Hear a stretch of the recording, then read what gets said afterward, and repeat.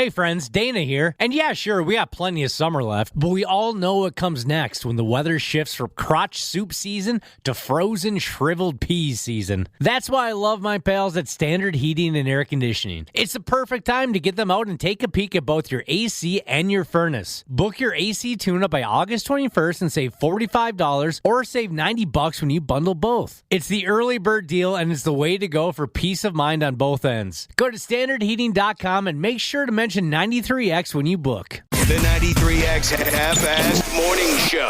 93X. Boy, these Wednesdays are tough. Falling right smooth in the middle of the week like they always do. Never know what you might be up against on a Wednesday. Welcome, everyone, to the 93X Half-Assed Morning Show. Oh, I don't know, Josh. We ought to start this pig off with a couple of quick and very direct messages for our damn outstanding listening audience. If you're looking to be part of our Broast Out Chicken Cancer fundraiser at the Wayzata American Legion next Friday, or if you're thinking you might join us on September 19th for our silly Rock the River binge drinking boat party, you better get your ass in gear and buy yourself a ticket because we're closing in on sellouts for both events. That's awesome. Yeah, that was good news yesterday. So hopefully if that's something you've been considering, you have the ability to jump on that. Don't want you to miss out, but both are pretty close to being all wrapped up. Go to 93x.com as soon as you can and purchase your tickets. Broast Out Cancer, but next Friday, Rock the River. In September, both parties are heading towards a smooth sellout. Josh said to me earlier, he said, I'm looking forward to only one of those two events, but I'm not going to tell you which one. That is not true. You know, you mentioned that Wednesdays, you just never know what you're going to get. By the way, all that information's on 93x.com. Right. Today's been bad for Terrazzo Jesus already. Uh-oh. And maybe we can help with some words of encouragement, or maybe someone here could share a similar story. Nick, you might even have one. Oh, boy. He had Code Brown. He was at a gas station, and he realized afterwards there was no toilet paper this morning. Sure. So he thought he was screwed, right? Happens to the best of us. And he had a great idea. He called the gas station in hopes that somebody would answer and help him out, and the attendant did. That's brilliant. Yeah, I never would have thought of that. Never in a million years. Brave. So he calls, and unfortunately for him, it's a lady, and says, here's my situation. I'm very embarrassed. Is there any chance you can help a guy out? So the knock comes on the door, and he's like, oh, thank God. And he opens the door, and it was not her. And then he had to explain to a complete stranger the situation he was in. Wow. And finally, she comes over, and once again, he's embarrassed as he has to kind of waddle to the door and grab the toilet paper. So I'm sorry your day started that way. That's a great story. It sounds like something you've probably experienced, Nick. Oh, wow. No, I don't think so. Being one of the most prolific gas station bathroom champions that this state, county, city has ever seen. I don't think I've ever found myself in that exact situation. First off, you guys already called it brilliant. Great idea on his part to make a phone call. Grab the old cell phone. He's still sitting on the throne, and say, hey, look, I need a little help here. Call the gas station from the gas station bathroom. Talk about presence of mind. Yeah, I would probably just lose a sock. Yeah, definitely. But what he did was very smart. I'd be too embarrassed to call. Okay, sure. He was able to cut through any anxieties or fears of embarrassment. And then next thing you know, he's got to explain to a complete stranger why he's come to the door of the bathroom and opened it, but that stranger cannot come in yet. Yeah. Yes. You cannot enter the bathroom yet. I still need to wipe. No, Josh, I've been in some hairy situations along those lines, but nothing quite like that. Like you guys said, in a pinch, I've removed some clothing in order to use that to clean myself, sure. But that is a very unique spot the man found himself in. Don't be embarrassed. Don't think of it as a bad start to your day. You won. You won. Yeah, you've obviously proved you can handle an emergency very, very well, and you think outside of the box. Craig Rosensbeard said he would have called a friend. Just say, hey, man, you got to come bring me some toilet paper. I can't tell the gas station attendant what just happened. I don't care if it's 5:30 in the morning. You are my friend, and this is what friends are for. You come help me now. All right, here's the deal. We're never going to talk about this again, but I need your help. Local 34, Jesus said, I would have just had really greasy butt cheeks the whole day. Oh, no. Yeah, I'd have to consider that myself. That's how you get infections. That's how you get hemorrhoids. No, you can't walk out of there unclean. That's not an option in my book. No. Not an option in my book. You did great. Terrazzo, Jesus? That was the name? Is that a food or something? Isn't that like a flooring? Oh, okay. Terrazzo? Just curious. Maybe it isn't. Maybe I'm incorrect on that. You got it done. You got it done. And my guess is that stranger that you met at the door of the bathroom, if that person is aiming to use a gas station bathroom, they understand. You see what I'm saying? Yeah. Someone who's never had to use a gas station bathroom wouldn't understand. That guy did. Yeah, I bet he did. That's the thing. If you're knocking, usually that means you're in some trouble. Right. And you can't wait around. Hey, I got to get in there. You might be embarrassed, but that stranger that met you at the door, I bet you he gets it. Good story. Great story. Oh, I mean, yeah. Have I duked on the floor of my garage? Yeah. Have I had to drop turds in my neighbor's lean-to? Not a shed, but a lean-to. Yes, I have, but I've never quite been in that unique situation. Pro Painter Jesus said his buddy once took a dump at a house they were buying weed from. Left the toilet clogged, and the dealer texted him after he left.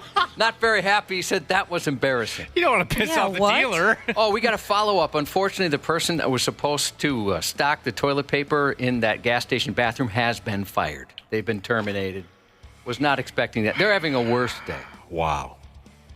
Oh, my damn. That's a great story to start the day. Yeah, thanks for joining us. You're a great crowd. Let me tell you this, Cubby.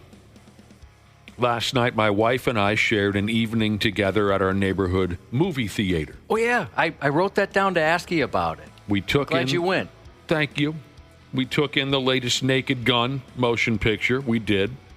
And we had a good time watching that one. By God, we did. As good as you hoped? It wasn't anywhere near the funniest movie I've ever seen. It had its moments. But I'm such a fan of that series that it just simply made me feel good to be watching a Police Squad movie again. So I love that style of humor. Liam Neeson and Pam Anderson were fun to watch. I look forward to watching it again someday on cable or whatever I do at home. But yeah, it was a good comedy. It wasn't anything that knocked me into next week, but it was enjoyable. And like I said, all you got to do is hit that Police Squad music, and I'm having a good time. Yep. Like hanging out with old friends. The previews sure make it look funny. And I know that's been certainly set up some expectations that weren't lived up to in other movies before. But like, actually, I can't remember if this was on or off the air. Yesterday, you were saying you've heard great things about it from everybody you've talked to. Yeah, everybody seems to absolutely love it. It's fun. I heard that they did a really good job with the cast members that have passed away, like paying tribute to them. Was that correct? Well, I mean, Frank Drebin Sr. plays a role in the climactic final scene. Frank Drebin Sr., played by Leslie Nielsen, plays a role in the final. I mean, yeah, there's a scene where they're all acknowledging the old characters, Frank Drebin and Ed and even Nordberg, played by O.J. Simpson. So, yeah, there's small bits of that. It's not like an overwhelming or long-standing theme in the movie. It's not incredible or anything, but it was enjoyable. Certainly enjoyable. I heard the sex scene was something to witness. Something about a rabbit, maybe? Oh. I don't recall. Like somebody, I can't remember exactly what the article said, but I guess... Well, there's a dog involved. I thought the article said a rabbit, but you saw the movie, so it was... Well, no, not a rabbit. There's a snowman. Oh, snowman. That's what I was thinking, like a white suit. Yes, a snowman. There was a... Was that scene really good? It was unique. Okay, because I'd read an article, the director, they wrote it out, everybody loved the idea. And then somebody, like a higher up, said, we can't put that in there. It's too weird. And the director threatened to quit if they didn't put that scene in the movie. The snowman. Dramatic. I like it. I guess everyone on set loved it. Somebody, a corporate guy, didn't. And so he said, hey, if we can't put that in, I'm not making this movie. Well, interesting story. It was unique, that sex scene. It kind of reminded me, although it's not quite as grotesque, it kind of reminded me of the puppet sex scene from Team America World Police. I know what you mean now. Yeah, the snowman. There's another misunderstood sex scene involving a dog. Fun movie. And I know what you're thinking right now. You're thinking, well, of course it's a fun movie. There's a misunderstood sex scene involving a dog. There were two lines that I really liked in the movie. One where Frank Drebin has a suspect in the interrogation room, and the suspect is sitting there looking like a suspect, and Frank Drebin walks in and picks up the guy's criminal record. And he's paging through it, and Frank Drebin Jr., of course, I don't want to mislead anybody. And Frank Drebin Jr.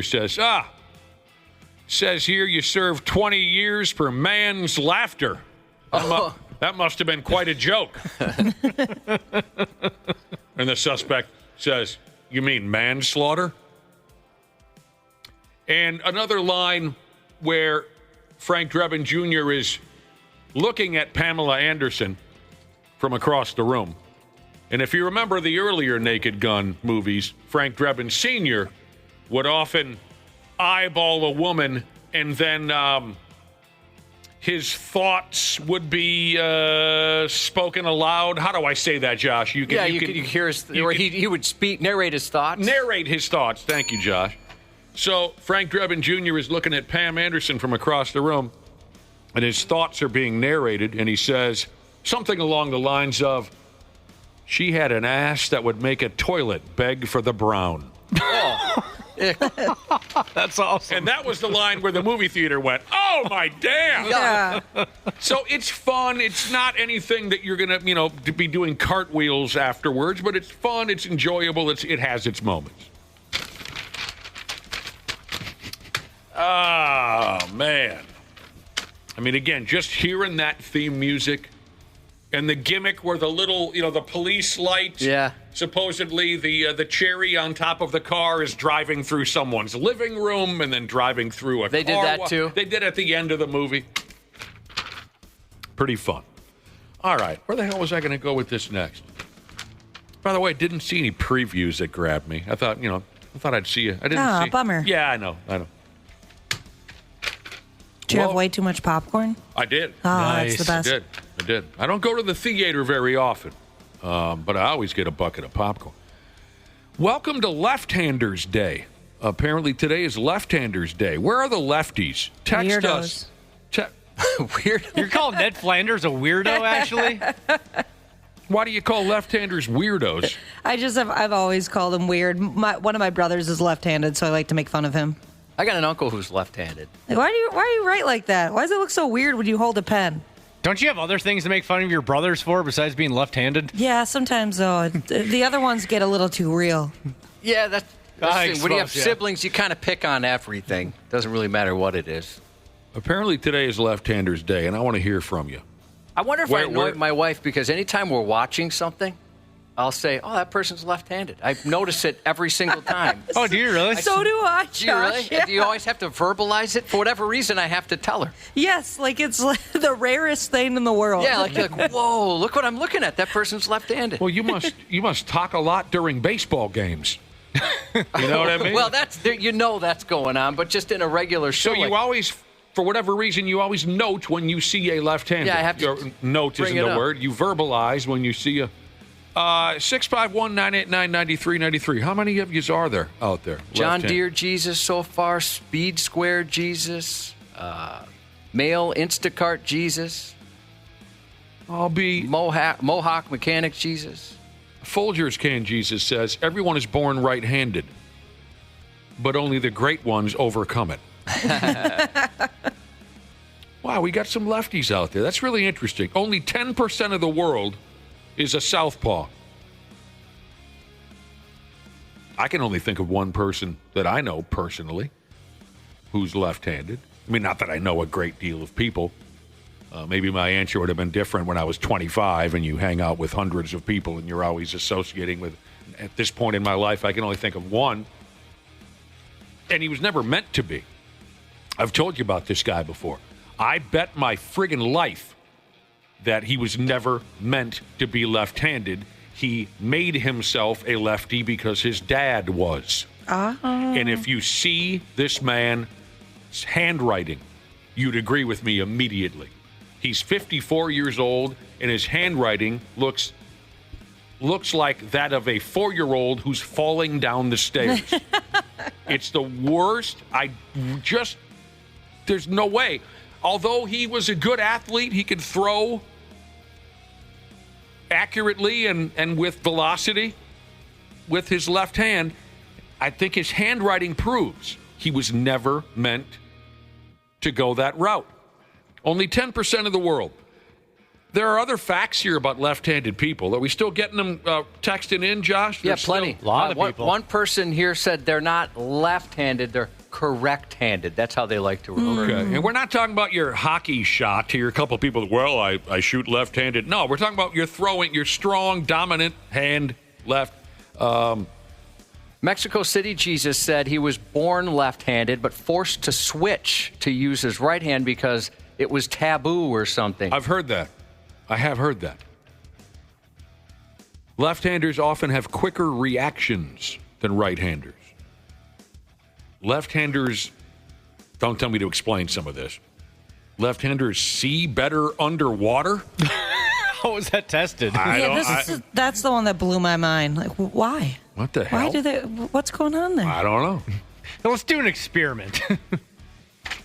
Force this guy's head under the water.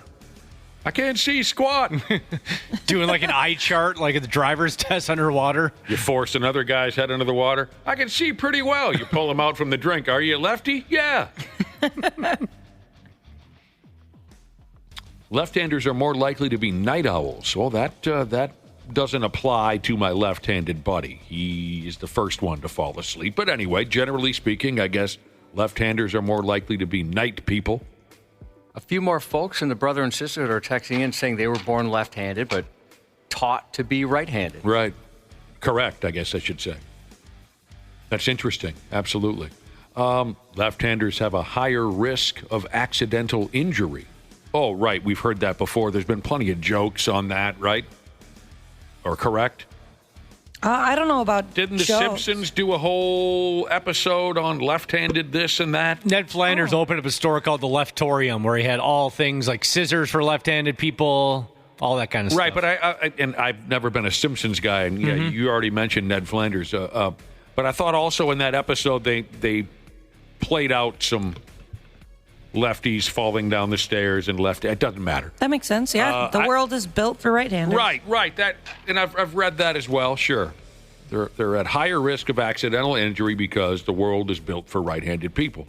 I don't have any idea what this means, but it says left-handed people may process emotions differently. Okay. I wonder if they, because I know you can like use different parts of your brain that has something to do with like the way that you are left-handed or right-handed. So maybe that has something to do with it, but I'm not smart enough to figure that out. There's a further explanation here, but I'm not even going to read it because it doesn't make any sense. Certain animals are left-handed, too. About half of cats and dogs prefer their left paw when they swat you in the mouth, or like a dog. So cool. A dog might pull his favorite toy towards himself. They say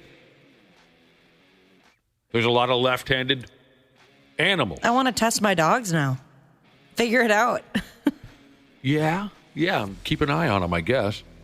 Josh already kind of noted that left-handers, taboo, I think is the word you used. Says here, left-handers are historically seen as suspicious. That's weird. That guy's a little shady over there. What is it about him that's shady? He's a friggin' left-hander. Some left-handed people can naturally write backwards. Again, not a trait of my old pal. He can barely write frontwards. I imagine that's just so difficult. Like I said earlier, they hold their writing utensils so odd, usually, at least what I've seen. And then they have to run their hand over it when they write. And it stresses me out. You're saying right-handers don't run their hand over their own handwriting? Well, because right-handers usually hold their pen more far away from their hand, but every time I've seen a left-hander, it's more tucked in against their hand. Really? Yeah, some people had said that they were taught to write with their right hand for that reason, so they don't smudge their writing. I've never noticed that. I'll have to try and take a look at that. I have noticed that too, where it's more of an angle. Yeah. Yeah. And good luck writing on a whiteboard. And I don't know why they left out in this article about, facts about left-handed people. They left out the most interesting one. And, I mean, maybe it's not a fact, but it's something I've heard since I was a kid. Left-handers die sooner than right-handers. I swear to God, that's a real thing. Oh, I've heard that before, yeah. Why would they leave off the most interesting? I've read that many times. Left-handers, they go down and they stay down faster than we righties do. I Googled it and said that's not the case. Son of a bitch! As a matter of fact, What the hell does Google know? Left-handers can survive strokes better. Son of a bitch! Maybe there's more. But that's just the top of Google here. Maybe there's some more. I've been swearing up and down on that my entire life. So thanks for texting in, lefties. There's way more of you than I thought out there. Those people are the people that have been texting in too. But those people that can, they write right-handed, but then they play 3 sports left-handed, 2 sports right-handed. What's going on there? Why can't you just figure it out? Who is this now? There's plenty of people. And people have been texting in, too, saying that they write right-handed, but they bat left-handed. They golf right-handed. They play hockey left-handed. Well, that would be me. Why is that? Okay, I've never thought of it as interesting. I have no idea why I began writing right-handed. I have no idea. I have no memory of that, the origin of that.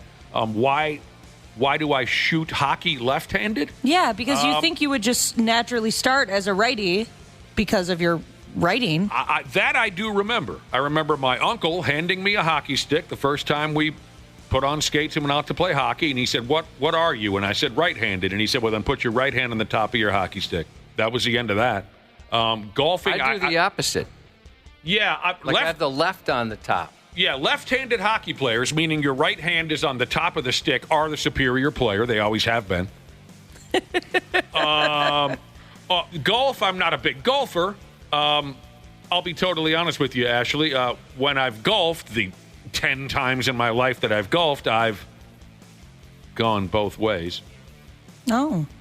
I've golfed right-handed and left-handed. What was your That's other? so cool. What was your other? I don't know. Baseball?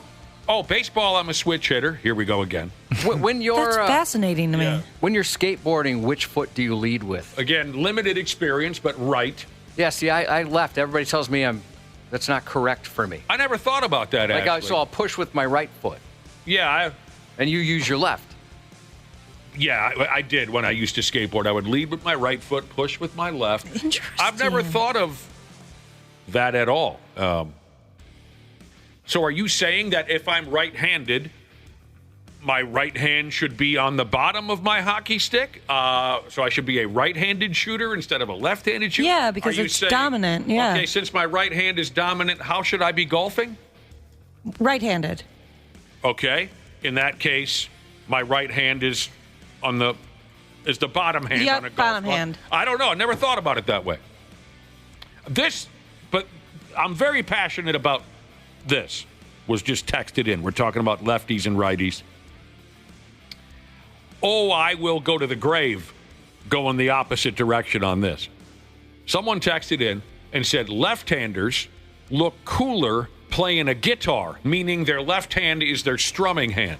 And I have to say, that has been a pet peeve of mine as a rock and roll fan since I've been 5 years old. That has been a pet peeve of mine. When I see a left-handed guitar player, I am instantly turned off. But you love Nirvana. You were a huge Nirvana fan. Jimi Hendrix, I don't know why, but the great majority, obviously, of guitar players are right-handed. When I've seen a left-hand, I think the first time I can't, there was a heavy metal band that had a brief spotlight on them in the 80s called Grim Reaper. And they had the song See You in Hell. And I loved that song as a kid. But I saw their music video, and their lead guitar player was left-handed, and I said, nope.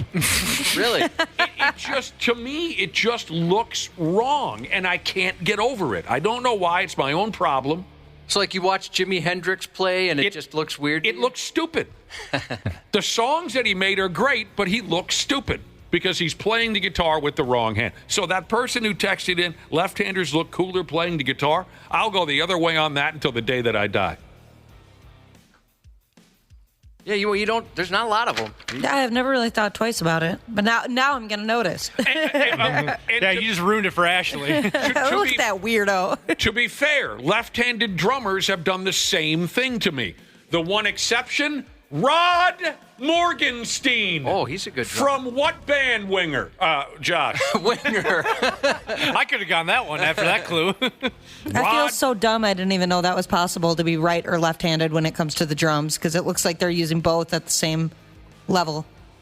I've never been able to get over the appearance of a left-handed drummer, with the one exception, Rod Morgenstein. I mean, when you do what Rod Morgenstein did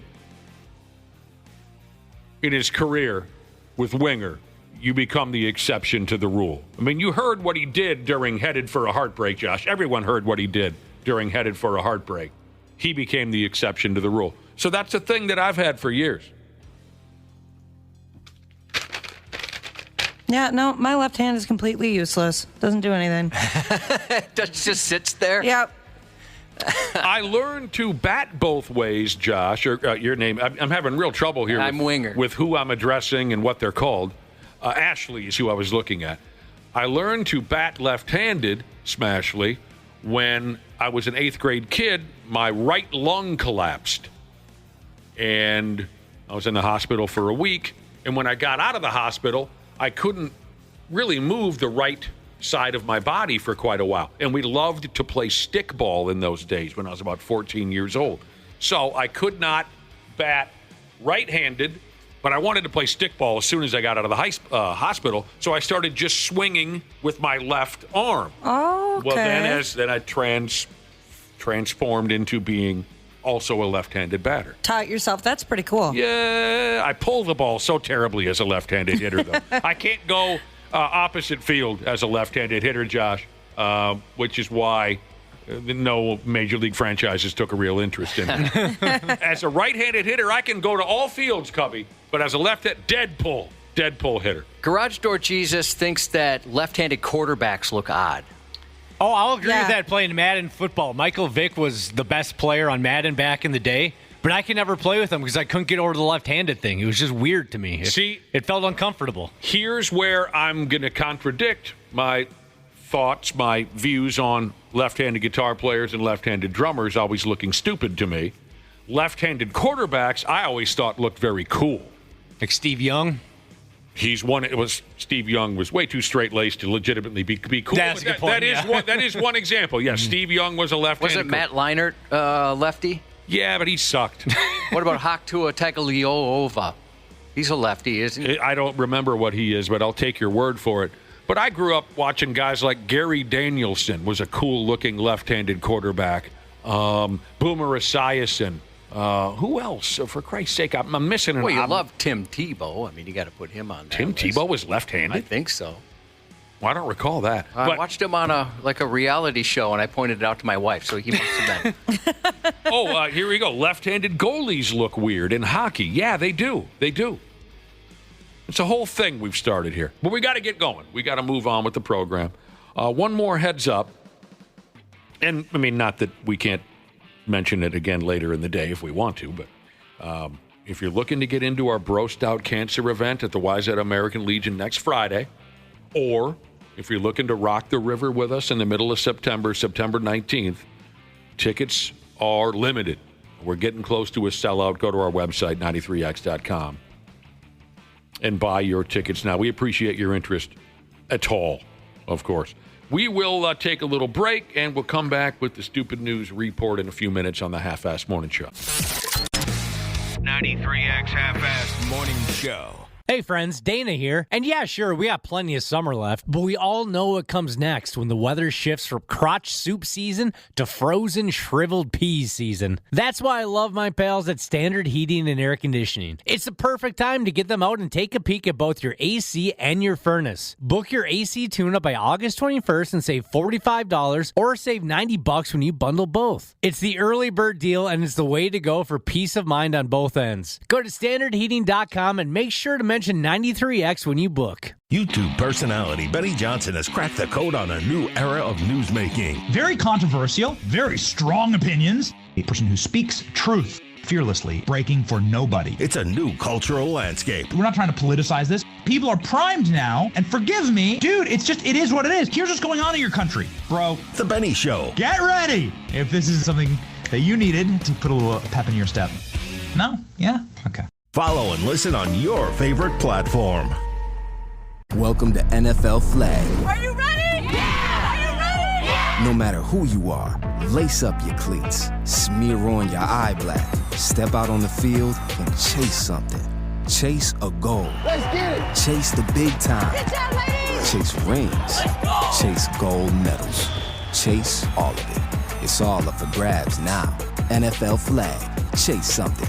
Visit NFLflag.com to find a league and start the chase today. Stupid news on the Half-Assed Morning Show.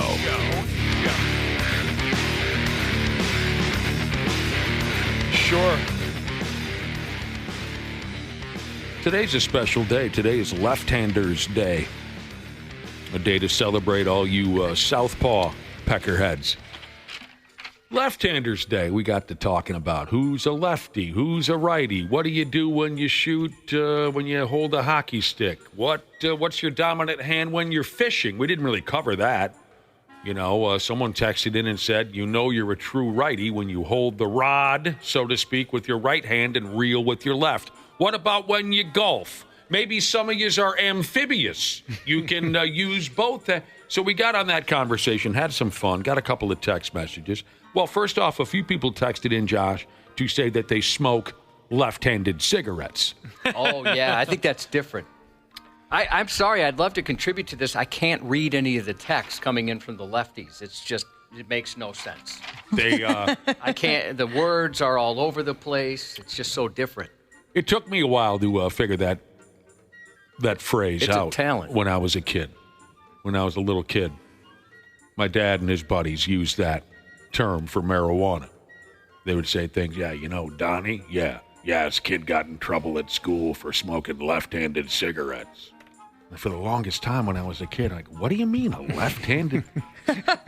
Same here. Do you have to specify when you buy them? I would like some righties or some lefties. It threw me, man. When I was a little kid, I finally figured it out. Here's a text, Josh, that says, a listener telling us, my wife is right-handed, but during Shark Week, She gives HJs with her left hand. My friend said. Oh, no. I thought, well, good for him. Oh. No. There was a really funny bit on Modern Family. One of the characters, he tells his band, he's like, hey, I'm a drummer. You know, if you're interested, I'd like to drum with you. And they're like, well, sure, we need a drummer. So he went and he was awful. Absolutely awful. And then he's like, oh, my gosh, what am I doing? I forgot I'm right-handed. Or maybe it was left, one of the two, and he just switches the sticks around, and then he's incredible. And I thought, that is such a good dad bit right there. That's funny. All right, on to today's stupid news. For starters, this is effing hilarious right here. For me. You want to talk about a hell of an experience right here. A 24-year-old kid way over there in Austria is how you say it. This 24-year-old kid just about had to kiss his own ass goodbye. He almost ended up killed dead after his quick smoke break went sideways on him. Does anybody in the building here still smoke cigarettes? I don't think so. I used to be able to smell it when I'd go back by the garage or in the front, and I don't smell it anymore. There's only one guy I know that, I mean, nobody really comes in here anymore, that would go out there quite often, but I haven't seen him out there, so maybe he quit. Where, do we still have a designated smoking area in the building? I don't think you're supposed to go back there, but yeah, it's like what Ashley said, behind the building. Although is it still up there? There was, like one of those cigarette butt, Ashley? Yeah. Mm-hmm. I haven't seen it in a while. Just curious. I don't care what anybody tells you. Smoking makes you look cool. But anyways, here's this dude I was telling you about.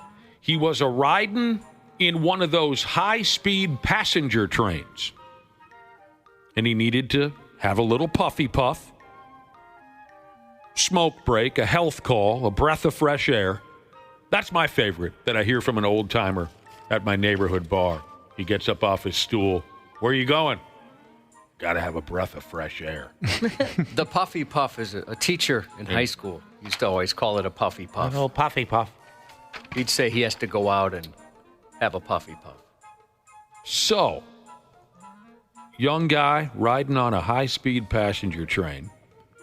While the train was stopped, he walked onto one of those platforms between the two cars and lit one up. Next thing you know, the train gets a rolling, and the sumbitch is going 130 miles per hour, and Dinkus can't get back in to the train car. Oh, scary. Once that thing really starts rolling, those doors lock. And this 24-year-old kid was hanging the F on for his very life. That's funny right there. I can't even imagine. Might as well light up another one because you're probably not going to make it. Yep.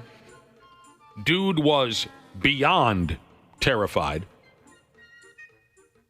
He took to banging like hell on the windows that he could reach.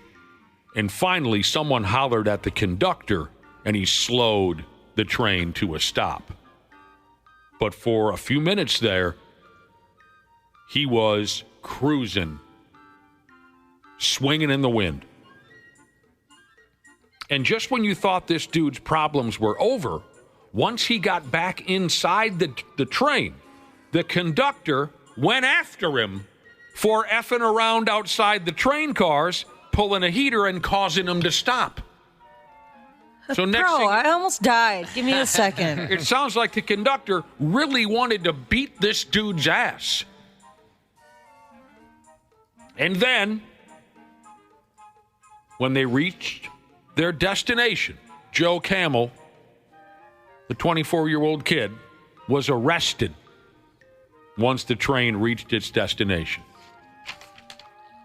Train ended up being 7 minutes behind schedule. I've never been on a train outside of just like a quick little ride, like not a real train, like one of these, like a Greyhound version or whatever it is. You mean like the, what do they call the gimmick we have in Minneapolis? Light rail? Light rail. Is that what you mean? No, I mean light rail, any type of train, really. But I'd imagine they give you a heads up, like if there's a break, like, hey, bruh, we're about to get going again. Don't you think they'd say something like that? I would imagine maybe that's why he was so pissed. An announcement, there's an alarm or something. What in the old movies, what do they say? All aboard, right? Yeah. Yep. So I don't know. Train ended up being 7 minutes behind schedule. That's not that bad. But the conductor wanted to beat the lights out of this kid, and he was arrested for effing around the way that he did. Well, it probably would have been on the conductor if the kid died. I was wondering if that was part of it, like that. Maybe I don't know if he'd get in trouble, but just that being frustrated, like, my God, man, you could have died on this thing. On my watch, I could see him being pretty pissed off. Yeah, sure. I mean, I don't know if it would be on him, like, the conductor would be blamed for that, but at any rate, it says here some other lucky prick, this time in Germany. This was a couple years ago. Some other dude in Germany also trying to sneak a quick cigarette, got caught between the train cars. Same thing, high-speed passenger train. Dude got caught between the train cars, and that train got cooking up to 175 miles per hour, and the dude lived to tell the story. I don't know how you... We were just talking about this a week or two ago. You see those videos out of like India, and there's just people hanging all over like in a zombie movie when they're attacking a train is what it kind of looks like. And you know what? Here's the thing. I'm not going to acknowledge these texts coming in. I will say she did not invent a train. She's never been a part of a train. And I'm not even going to bring it up. I'm not going to acknowledge it. Shame on you. It's horrible. Horrible. Even our voice guy. Oh, our voice guy included a joke about your mother in promoting our boat party. Yeah. Something about your mom's going to be there and she's going to be doing shots. I will be in the HR department's office today with a formal complaint. It doesn't matter what we're talking about. Folks will still go after Josh Mommel. Now, back to this dude who was swinging in the wind, going 120 miles per hour on a passenger train, stuck between the cars. I can sort of relate. It's different, but I do think it's comparable. Maybe the closest I ever came to instant death was when I was, 15 or 16, and my dad and my brother and I were ice fishing on Lake Minnetonka at my dad's fish house. And we decided we're going to reel them up and we're going to go over to our buddy Larry's fish house. Now, the last time we had gone fishing together, I remembered Larry's fish house to be about 50 yards away. What I did not know on this day, I was the only one who didn't know that Larry had moved his fish house way further than 50 yards from ours. So we walk out the house, and my dad says, we're going to go over to Larry's. So again, thinking that it was only 50 yards away, I sat on the back bumper of my dad's old Chevy pickup. My dad gets in the cab. My brother gets in the cab.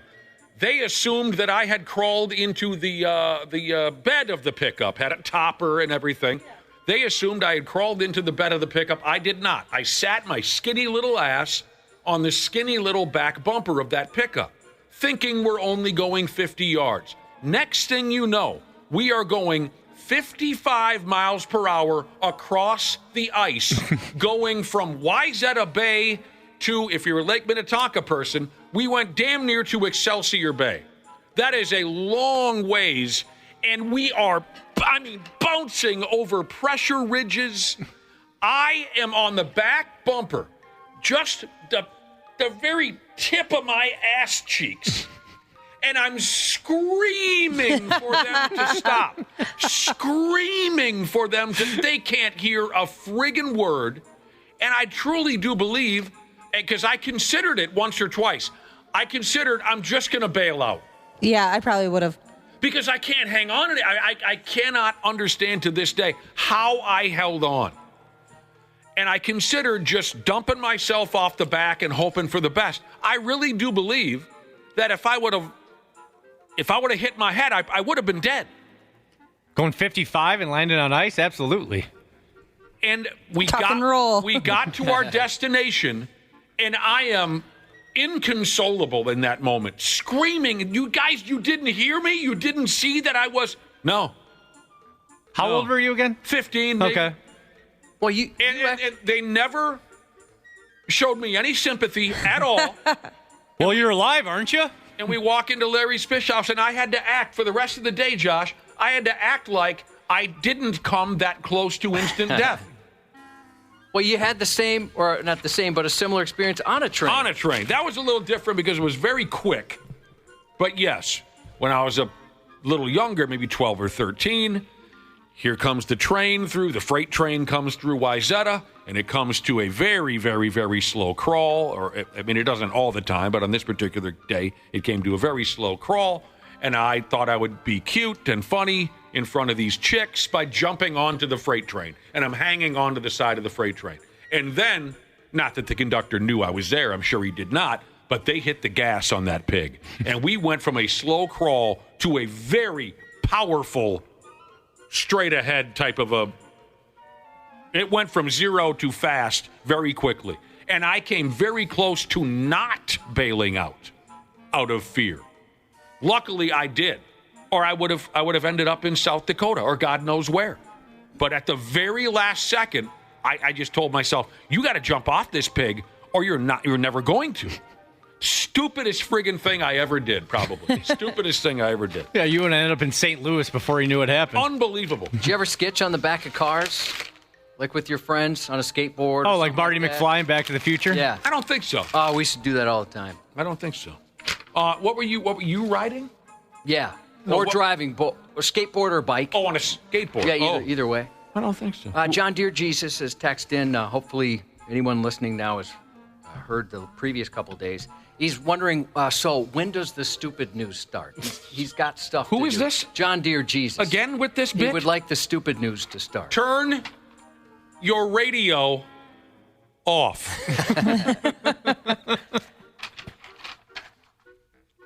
There are some folks out there who have a knack for cheating the Grim Reaper. Here's an Italian feller who crossbowed himself in the skull. Ah. And he's still breathing, barely. 64-year-old, this guy. And he damn near closed things out at 64 years old. The word is here he's a crossbow enthusiast. I am too. I've just never held or used one. You just like them in TV shows and movies. Yeah, they look awesome. My dad has one if you want to play with it. Would he allow that? Oh, It's what? dangerous. That doesn't Yeah. sound like it's going to end well. Nah, he'd let you, for sure. He's got some targets he's put up in the backyard. It's a fun time. Yeah, it looks fun. Outside of this guy, I've never heard anybody say anything bad about it. We were up in Hayward, Wisconsin once, a bunch of drunk Neanderthals messing with a crossbow. You got 2-3 guys kind of pulling on it. How does it, the tension and the air, what do you use? How does this work? Bang, bang, boom. Oh, ah! An arrow shoots out of the stupid thing and sticks itself in the next door neighbor's cabin. Fun, though. All right. 64-year-old man crossbowed himself in the skull. They say he is a crossbow enthusiast, which apparently doesn't make you immune from terrible accidents. So I don't exactly know how, but the guy skull-effed himself at close range with a crossbow bolt. Yeah, what are you doing? I don't know what he was doing. But and the story makes it sound like he tried to sleep it off. It says here someone or another found him lying in bed with the crossbow bolt sticking out of his forehead. Typical man. Well, I think it's because his brains were scrambled. I think so, too, He wasn't. He was like a brain-dead zombie from the... Oh, yeah. Wasn't thinking the same. There was just a video going around not too long ago about a guy that took a bolt to the head. He was went into a convenience store, and it was the same type of thing where people were like, bro, you got a bolt sticking out of your head. And his brains were so goofed up from it, he just was in shock. Yeah. Didn't realize what was going on. This guy, the 64-year-old Italian, they hauled him into the hospital. He was conscious. His eyes were open. According to the doctors involved, he was babbling incoherently, but he could still speak. For Pete's sake, the guy hadn't had anything to eat or drink for 2 days. He'd been laid out in his bed for 2 days before someone stopped by to see him, right? And they find him with the bolt sticking out of his cranium. Crazy to walk in on. I bet it's equally terrifying as it is hilarious. See something like Yeah. that. As long as the guy's alive. Remember the old Steve Martin bit, Josh, with the arrow through? You guys know how this gimmick usually goes. Doctors told him that if that bolt had traveled just a millimeter further into his brain pan, that he would have been killed dead. 2 or 3 doctors pulled like hell, got that bolt to give way. Dude is alive, but things are still iffy. Yeah, I bet you don't really bounce back from that. I can't even imagine. Still iffy. What is he doing? Looking down the sight or what way is up? Am I supposed to aim this? Oh, no, I'm holding it backwards. I don't know what the F that. Incredibly embarrassed. That's so hard to do. But Daryl from The Walking Dead made it look so easy. Oh my gosh, he was so cool. Yeah, that's part of what makes him incredibly cool. Mm-hmm. I'm with you on that. Continuing on here, I know we say it a lot. Word life to all you members of the local law enforcement community. I don't know how you do it. I don't know how you handle the characters that you have to deal with on a daily basis. So let me just get everybody to close their eyes unless you're driving or operating dangerous equipment. Picture this and tell me if you'd ever get another good night's sleep for the rest of your life. A cop down there in the Gator State, a cop down there saw this in a city park, broad daylight. The cop, are your eyes closed, Ashley? Oh, okay. The cop saw a fully grown 32-year-old man. And Ashley truly is playing along. Her eyes are closed. It's nice. Fully grown 32-year-old man walking around in the following condition. He's wearing women's lingerie, thong panties. The dong and balls are fully swinging out the side of the panties. Tough to keep those things caged sometimes. Okay. C-ring on. So he's got accessories. Fake breasts. He's wearing big fake boobs. A long black wig. Like really long, like Cher used to wear her hair in the seven, down to the nape of her ass. Long black hair. A black ski mask covering his face. Ashley's still imagining this. Hopefully others are as well.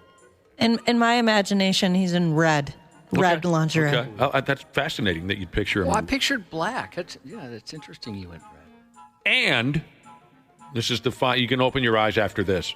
And dude was wearing a butt plug with a long black horsey tail. Oh my God. Or as the poor traumatized, you can open your eyes now. That's terrifying. Or as the poor traumatized cop wrote in his report, he described it as a rectal plug that was inserted in his anus. Glad you got technical with that one. Yeah. That's what they're for. So now that I've described this individual, remember, you're a cop, and it's your job to handle that situation. No, I would walk away. Taser. Call the new guy. New guy can't handle that. No. You know the new guy's not going to be able to do his job. Be in the corner puking his guts out. I would very likely, Josh, I think I'd pretend that I didn't see a damn thing. Yep. That was my thought, that I would just act as if I got stuck in traffic. You know, I'd just go around like, hey, I'm on my way to the call. Can one of you guys get there sooner? So again, I don't know how you policeman officers do it. Now, here we go. Luckily, there are cops brave enough to handle a situation like this and confront something like what I just described to you. And in this case, the cop asked the half-man, half-butt plug horsey The cop asked him, "What's going on today?" The horsey-man said, "Well, what do you mean?" "Oh, my outfit?" Oh. You're asking like about my outfit? He said, "Well, I'm a sex addict." Oh, all right, carry on. And he also said, "Lewd behavior turns me on." And the cop said, "Oh, yeah?" And the horsey-man said, "Yeah." Horsey-man then said, "I've been in trouble with the cops for something like this before." And the cop said, "Oh, you have?" And the horsey-man said, "Yeah, I have." And then the cop arrested the horsey-man. Horsey-man. I probably would have called, or if I was the cop, I would have radioed like the paramedics, because sometimes they will respond. I think it depends on like what city you're in, but for like mental health cases, like, yeah, bring some of the good stuff. He might have called the ambulance. Yeah, we need a couple syringes over here before I go and try to get this guy in order. You wouldn't want to touch him? Nope. Well, yeah, maybe since he's the horsey man, you just get a cowboy out there. He can lasso him, drag his ass to jail. But I love that exchange right there. The cop just simply, "What's going on?" What's up, man? "Oh, I'm a sex addict." "Oh, you are?" "Yeah." "Matter of fact, I've been in trouble for this before." "Oh, you have?" "Yeah." I hope when they brought him to the clink, they didn't give him a change of clothes. They just put him in the holding cell wearing that with all their other criminals. Oh, no. Now, Horsey Man wasn't lying to the cop. He has been in trouble for this kind of thing afore. In the year 2017, Horsey Man was spotted by the police tugging off in public. And the unlucky cop on that day walked up and he kicked the guy's rod out of his hand. And the cop said, "What are you doing jacking it out in public like that?" And Horsey Man told the cop that he jacks off in public because porno doesn't cut it for him. No, that is absolutely terrifying because you can find any kind of porn. And Horsey Man said he jacks off in public because, you're going to like this, he doesn't want to, quote, "violate his morals by having sex before marriage or by using a female solely for sexual purposes." I knew this was a good guy. I knew it. He's got a heart of gold deep down. David recommends that if you come across a gentleman like this, you call animal control. They should have to deal with this. Yeah, absolutely. Get somebody with a trank gun out there. Funk. Trank dart, jugular, sleepy time. I've told you before, if I could do it all over again, Josh, I would again pass up on an education. If I could do it all over again, I would pass up on an education like I've already done with my first life. And then I would become the trank dart guy. God, that'd be so cool. Yeah. Anyway, real quick. Two more Norts isn't a word. Two more notes here on Horsey Man. Number one, he lives with his folks. Bet Dad's proud. And number two, he's a DJ. I want to hear his music. Oh, it's just a lot of nays. He's a DJ. And what's he's gonna play that Lil Nas X song? Isn't that like about being a horse or something about a horse? Yeah. Man. But he didn't fight. Yeah, props to him for that, I guess. He didn't pull out a knife. He just said, "Look, I'm a sick sumbitch." Yeah, it's kind of weird. He's just like, yeah, well, if I could explain this to you, I get real horny in weird ways. That's all this is. Call animal control. Have you seen those butt plugs, Josh, with the tail on them? Yeah, we were talking about them here once, and you guys mentioned that was a thing, and I learned that. I learned they can be bejeweled. They can light up. I don't get the tail thing. I've seen it. Is it to be funny? No. Or does it add how the hell would I know? No, I believe it's to basically be like, look at me. Well, of course. Because Is it for furries? No, see, that's where I'm going with this. The bejeweled ones, kind of sexy. A tail? I don't want you to look like an animal. Yeah, nah.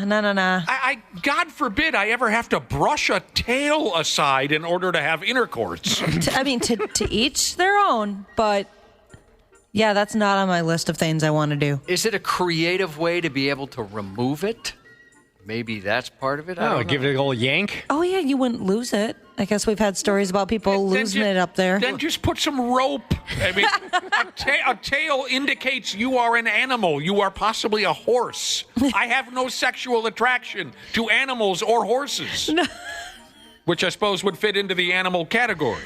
That's what I'm saying. A rope, chain, whatever. Go ahead with that. Why is it a tail?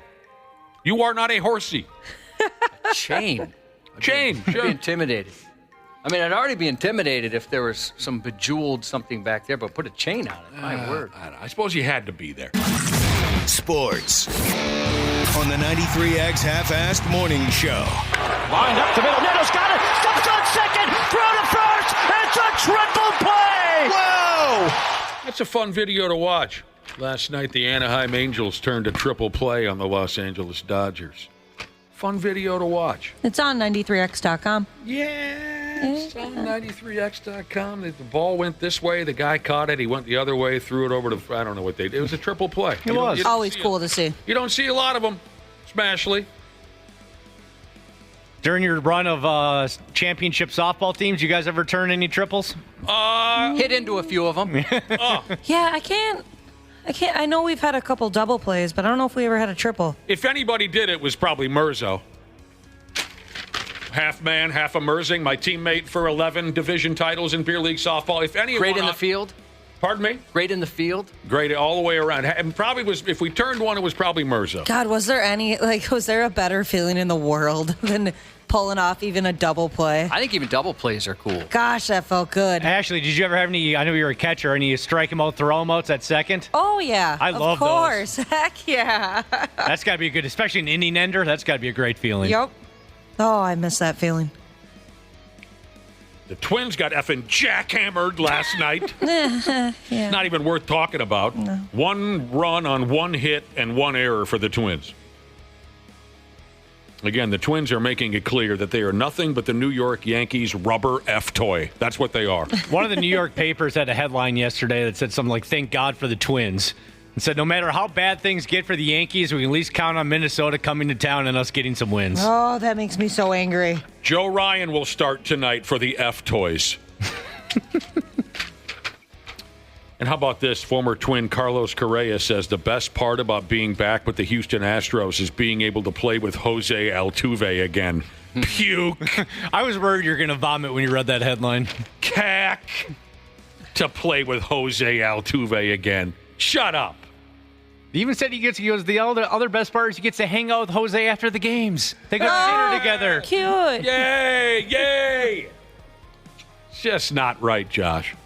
Yeah, you don't like that. All right, we got to take a break. Josh's news is coming up next. The 93X Half-Assed Morning Show. Hey friends, Dana here. And yeah, sure, we got plenty of summer left, but we all know what comes next when the weather shifts from crotch soup season to frozen shriveled peas season. That's why I love my pals at Standard Heating and Air Conditioning. It's the perfect time to get them out and take a peek at both your AC and your furnace. Book your AC tune-up by August 21st and save $45 or save $90 when you bundle both. It's the early bird deal and it's the way to go for peace of mind on both ends. Go to standardheating.com and make sure to mention 93X when you book. Jim Rome takes on sports. I'm here to give my State of the Union. What do I always say? While they may always be a disappointment, they're not always horrendous. And that's why this season feels different. They just suck. He's the Spitfire of sports smack. We've got lava being flung and slung in every single direction imaginable. It's hard to even know where to start with this tsunami of bullcrap. The Jim Rome Show podcast. How are they doing? Follow and listen on your favorite platform. 93X Half-Assed Morning Show. Put it in reverse, Terry. Put it in reverse. 93X rocks. Oh, Lord, please.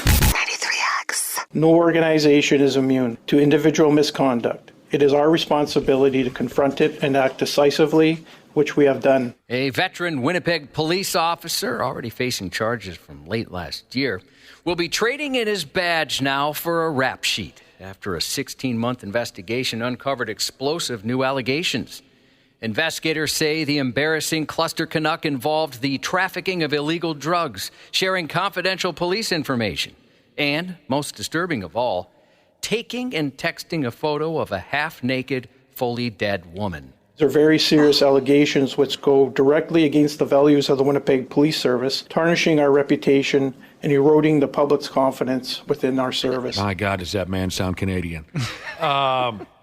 Sharing a picture of a dead, naked lady? Yeah. Disgusting. That doesn't sound, unlike that voice you're playing for us, Josh, this story in general just doesn't come off very Canadian. I'm with you on that. You know it's what I'm kind of saying? shocking. Yeah.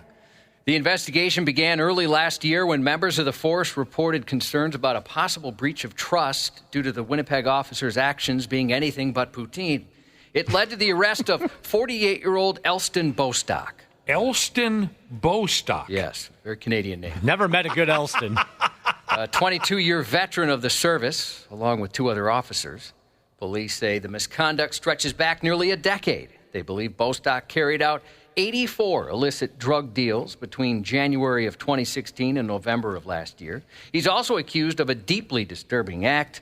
After responding to a sudden death May 21st, 2021, he used his phone to take an intimate photo of a partially clothed deceased woman, then sent Canada's most morbid postcard to another officer. What the hell is the matter with these guys? The list of allegations keeps going. He's accused of trying to get friends and family's traffic tickets thrown out, pulling confidential information from police databases and passing it on to people who had no right to see it, and stealing ammunition to give to a friend on 3 separate occasions.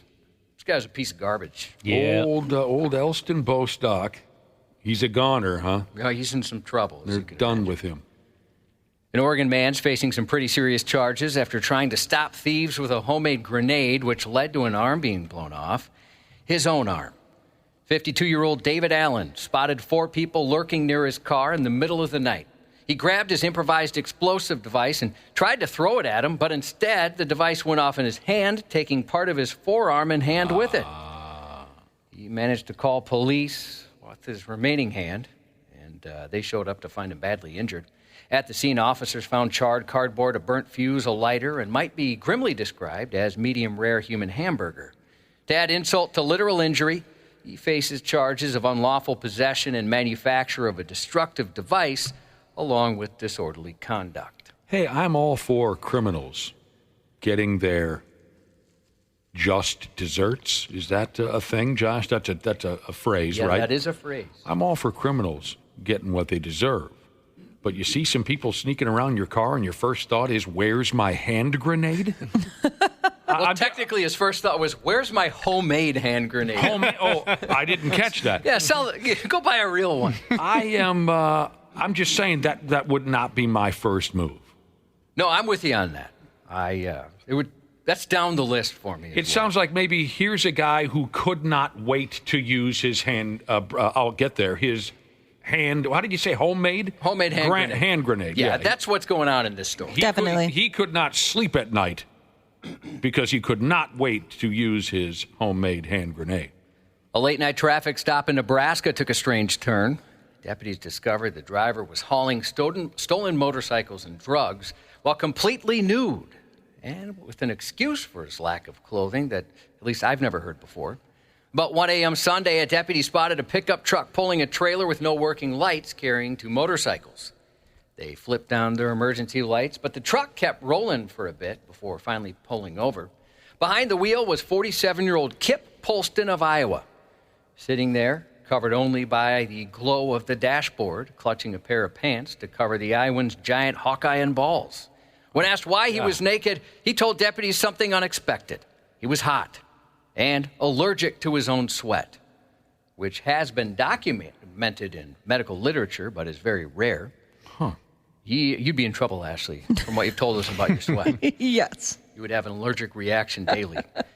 He also admitted on his driver's license that it was suspended and one of the motorcycles was stolen. And he said he had a pipe and a dab, which I learned is a cool slang for marijuana concentrate. Yeah. Let's do some dabs. Doing some dabs? So is that like the wax? Yes, exactly. And Actually, so the first time I ever did that, I was with my brother and his friend, and we were parked in my driveway of my parents' house, and they said, all right, after you do this, go directly to bed because it's going to hit you super hard.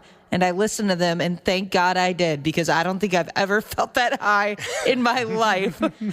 I thought the world was ending. When deputies... Josh, can you tell us some stories of when you shared illegal drugs with your younger siblings? I could tell you exactly 0 stories of that. So I'm interested in this guy now. Was he just higher than a giraffe's ass, or does he really have an allergy to his own sweat? Well, so I don't know. They didn't clarify that. That's what he claimed. He did try and cover himself up, which, but then again, you know, most anybody probably would if the cops are showing up. Yeah. I'm drawn to that part of the story, if that's really what was happening to the man. I've never heard of that before. Well, at first, when I read it, I thought, well, this is BS. Yeah. But I thought, well, maybe it's a thing. And I looked it up, and it does happen. So maybe there's something there. I mean, it was 1 a.m. on a Sunday, and he thought he was, you know, maybe a little bit of privacy in his car. I don't know. You know, I'll tell you what, Josh, it sounds like a good excuse to use on the wife when she asks you to help paint or something like that. No, I went to the doctor the other day, and he told me I'm allergic to that kind of a thing. When deputies tried to put him in the patrol car, he dropped to the ground and refused to move like a little baby. But the cops actually trained for that kind of thing and were able to bring him in for booking, where he was charged with hauling hot hogs, that is, and illicit herbs, amongst other charges. That's a hell of a deal right there. Footage from the Ramsey County Sheriff's Office shows deputies playing high-octane hide-and-seek with a suspect who decided the speed limit was just a polite suggestion the other day, topping out at 130 miles per hour through St. Paul late Saturday night. Mm-hmm. Dashcam video starts with squads closing in as the suspect weaved through traffic in a high-speed pursuit, which began just before midnight. He tore through city streets, driving on the wrong side of the road, blowing through red lights, somehow navigating through the confusing streets of St. Paul without turning himself or an innocent motorist into a grotesque monument of steel and gore. Eventually, a deputy pulled off a pretty sweet pit maneuver and ended that car chase. But then the deputy bailed from the vehicle, trading horsepower for shoe power. His run didn't last long, though. Within moments, the deputy caught up and took him into custody at gunpoint. The arresting officers were actually pretty good-natured about how much a foot chase sucks. So I was trying to get back in through Snelling, and you're running westbound through a parking lot, so I shut my lights off, and he ran out right in front of my squad, and I chased him across Snelling, and he gave up at gunpoint. And these guys came in and took him into custody. Yeah, it worked out good. Yeah. It worked out good. 20-foot run got me tired, but... I know, I pulled a muscle, and I'm not ready for softball now. That's amazing. Softball team's going to need a backup shortstop. Yeah. Cute. Designated runner. According to the sheriff's office, the 25-year-old has a lengthy criminal record, including 6 prior charges for driving with a revoked license and fleeing police, as well as charges for obstruction, assault, and DWI. I can't imagine engaging in a foot chase, however the proper way it is to say that. I couldn't run to the bathroom right now so screwed, without being absolutely destroyed.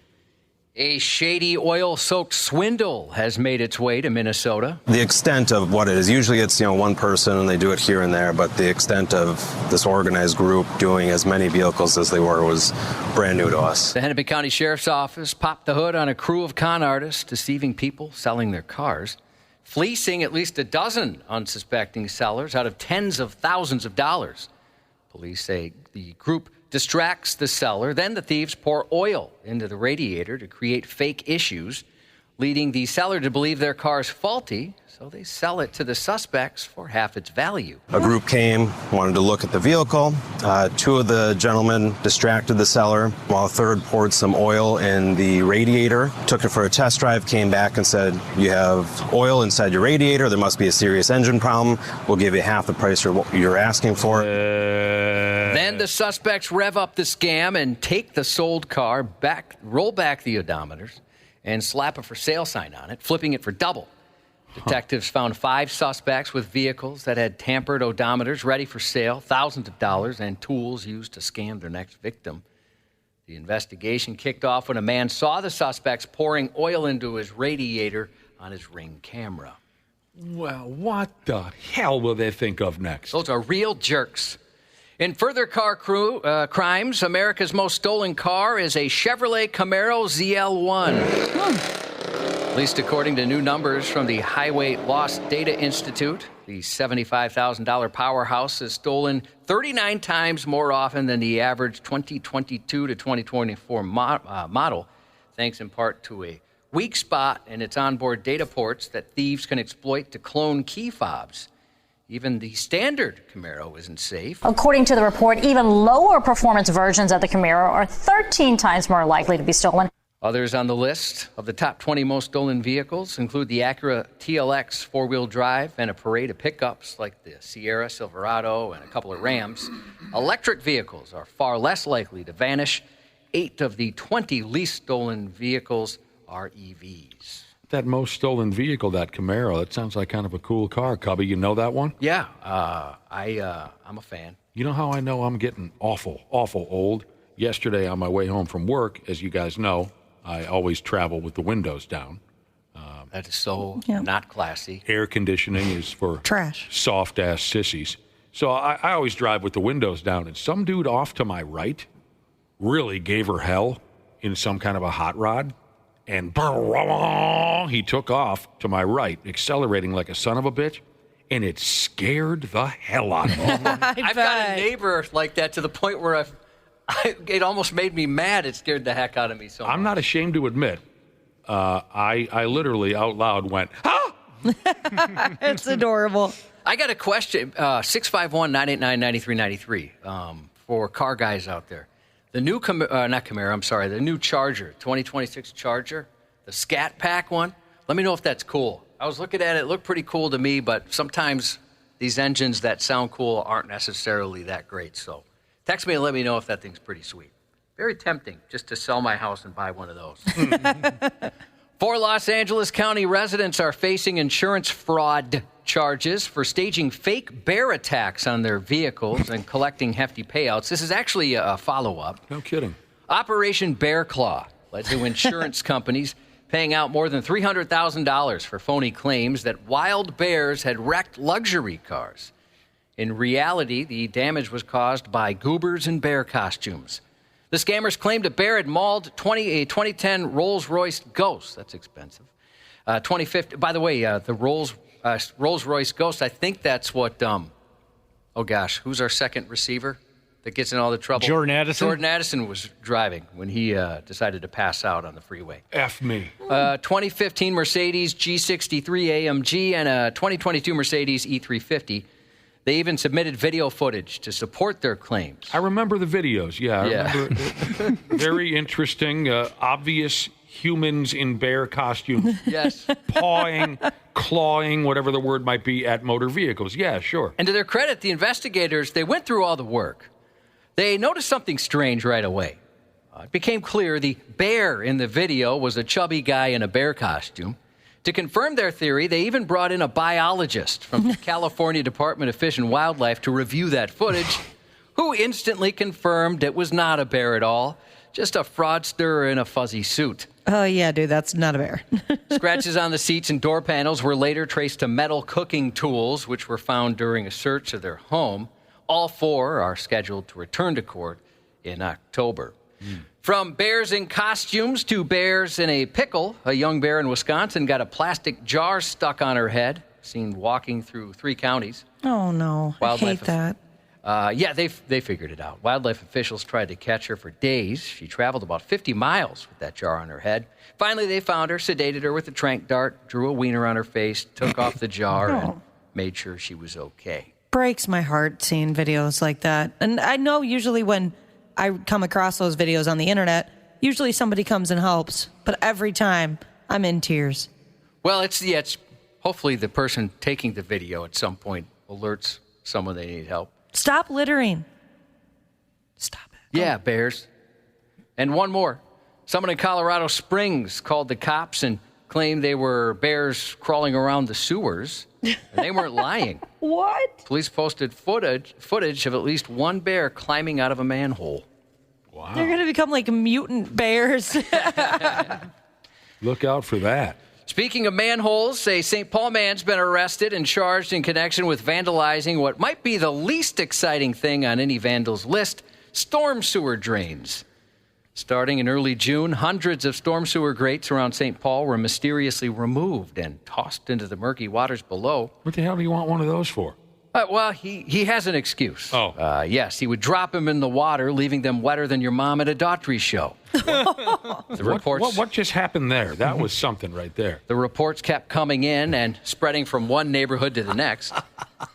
The resulting holes pose significant and potentially catastrophic dangers to pedestrians, bicyclists, and vehicles, investigators said. Around 7:30 a.m. last Wednesday, several people in downtown St. Paul called 911 to report a man dropping sewer grates in drains. Cops couldn't find him, though they did find more than 10 grates removed and bathing in the watery muck. Then around 9:45 a.m., a 27-year-old woman carrying her 1-year-old daughter fell into one of those open drains. Oh my gosh, no. Oh, no. The baby was fine, but she was injured. Video footage from the vandalized areas told the rest of the story. Same man caught on camera removing every single grate. By the next day, police had him in custody. He's a 36-year-old who, according to the complaint, had an unusual excuse. He said he removed the grates because they were dirty and needed to be cleaned out. Clean, yes, everything clean. He claimed he was trying to help even though nobody asked him to, and certainly not like that. When asked why he didn't just put them back, he explained some of them were too deep to reach, so we left them.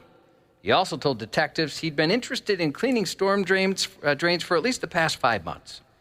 Investigators are still figuring out exactly how many incidents he's responsible for and whether anyone else was involved. A Daughtry concert? Yeah. That'll get him going. Yeah, they really do. Jesus criminy. Streaming today on Prime Video, a new series called Butterfly. Based on the graphic novel, a former U.S. intelligence operative's past comes back to haunt him as a sinister spy organization sends a sociopathic agent to kill him. Ooh. Also available on Prime Video today, Nick's Pick of Flicks for the Week, Sausage Party Foodtopia. In a spin-off of the 2016 animated feature film, Frank, Brenda, Barry, and Sammy attempt to build their very own food community. I'll watch it. Probably the angriest I've ever been.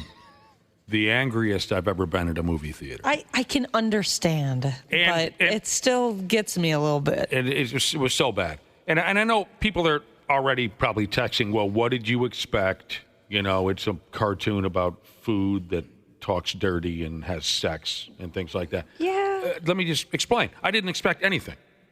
I had no idea. I just agreed to go see this movie knowing that there were funny people involved. If I remember right, Seth Rogen and other people.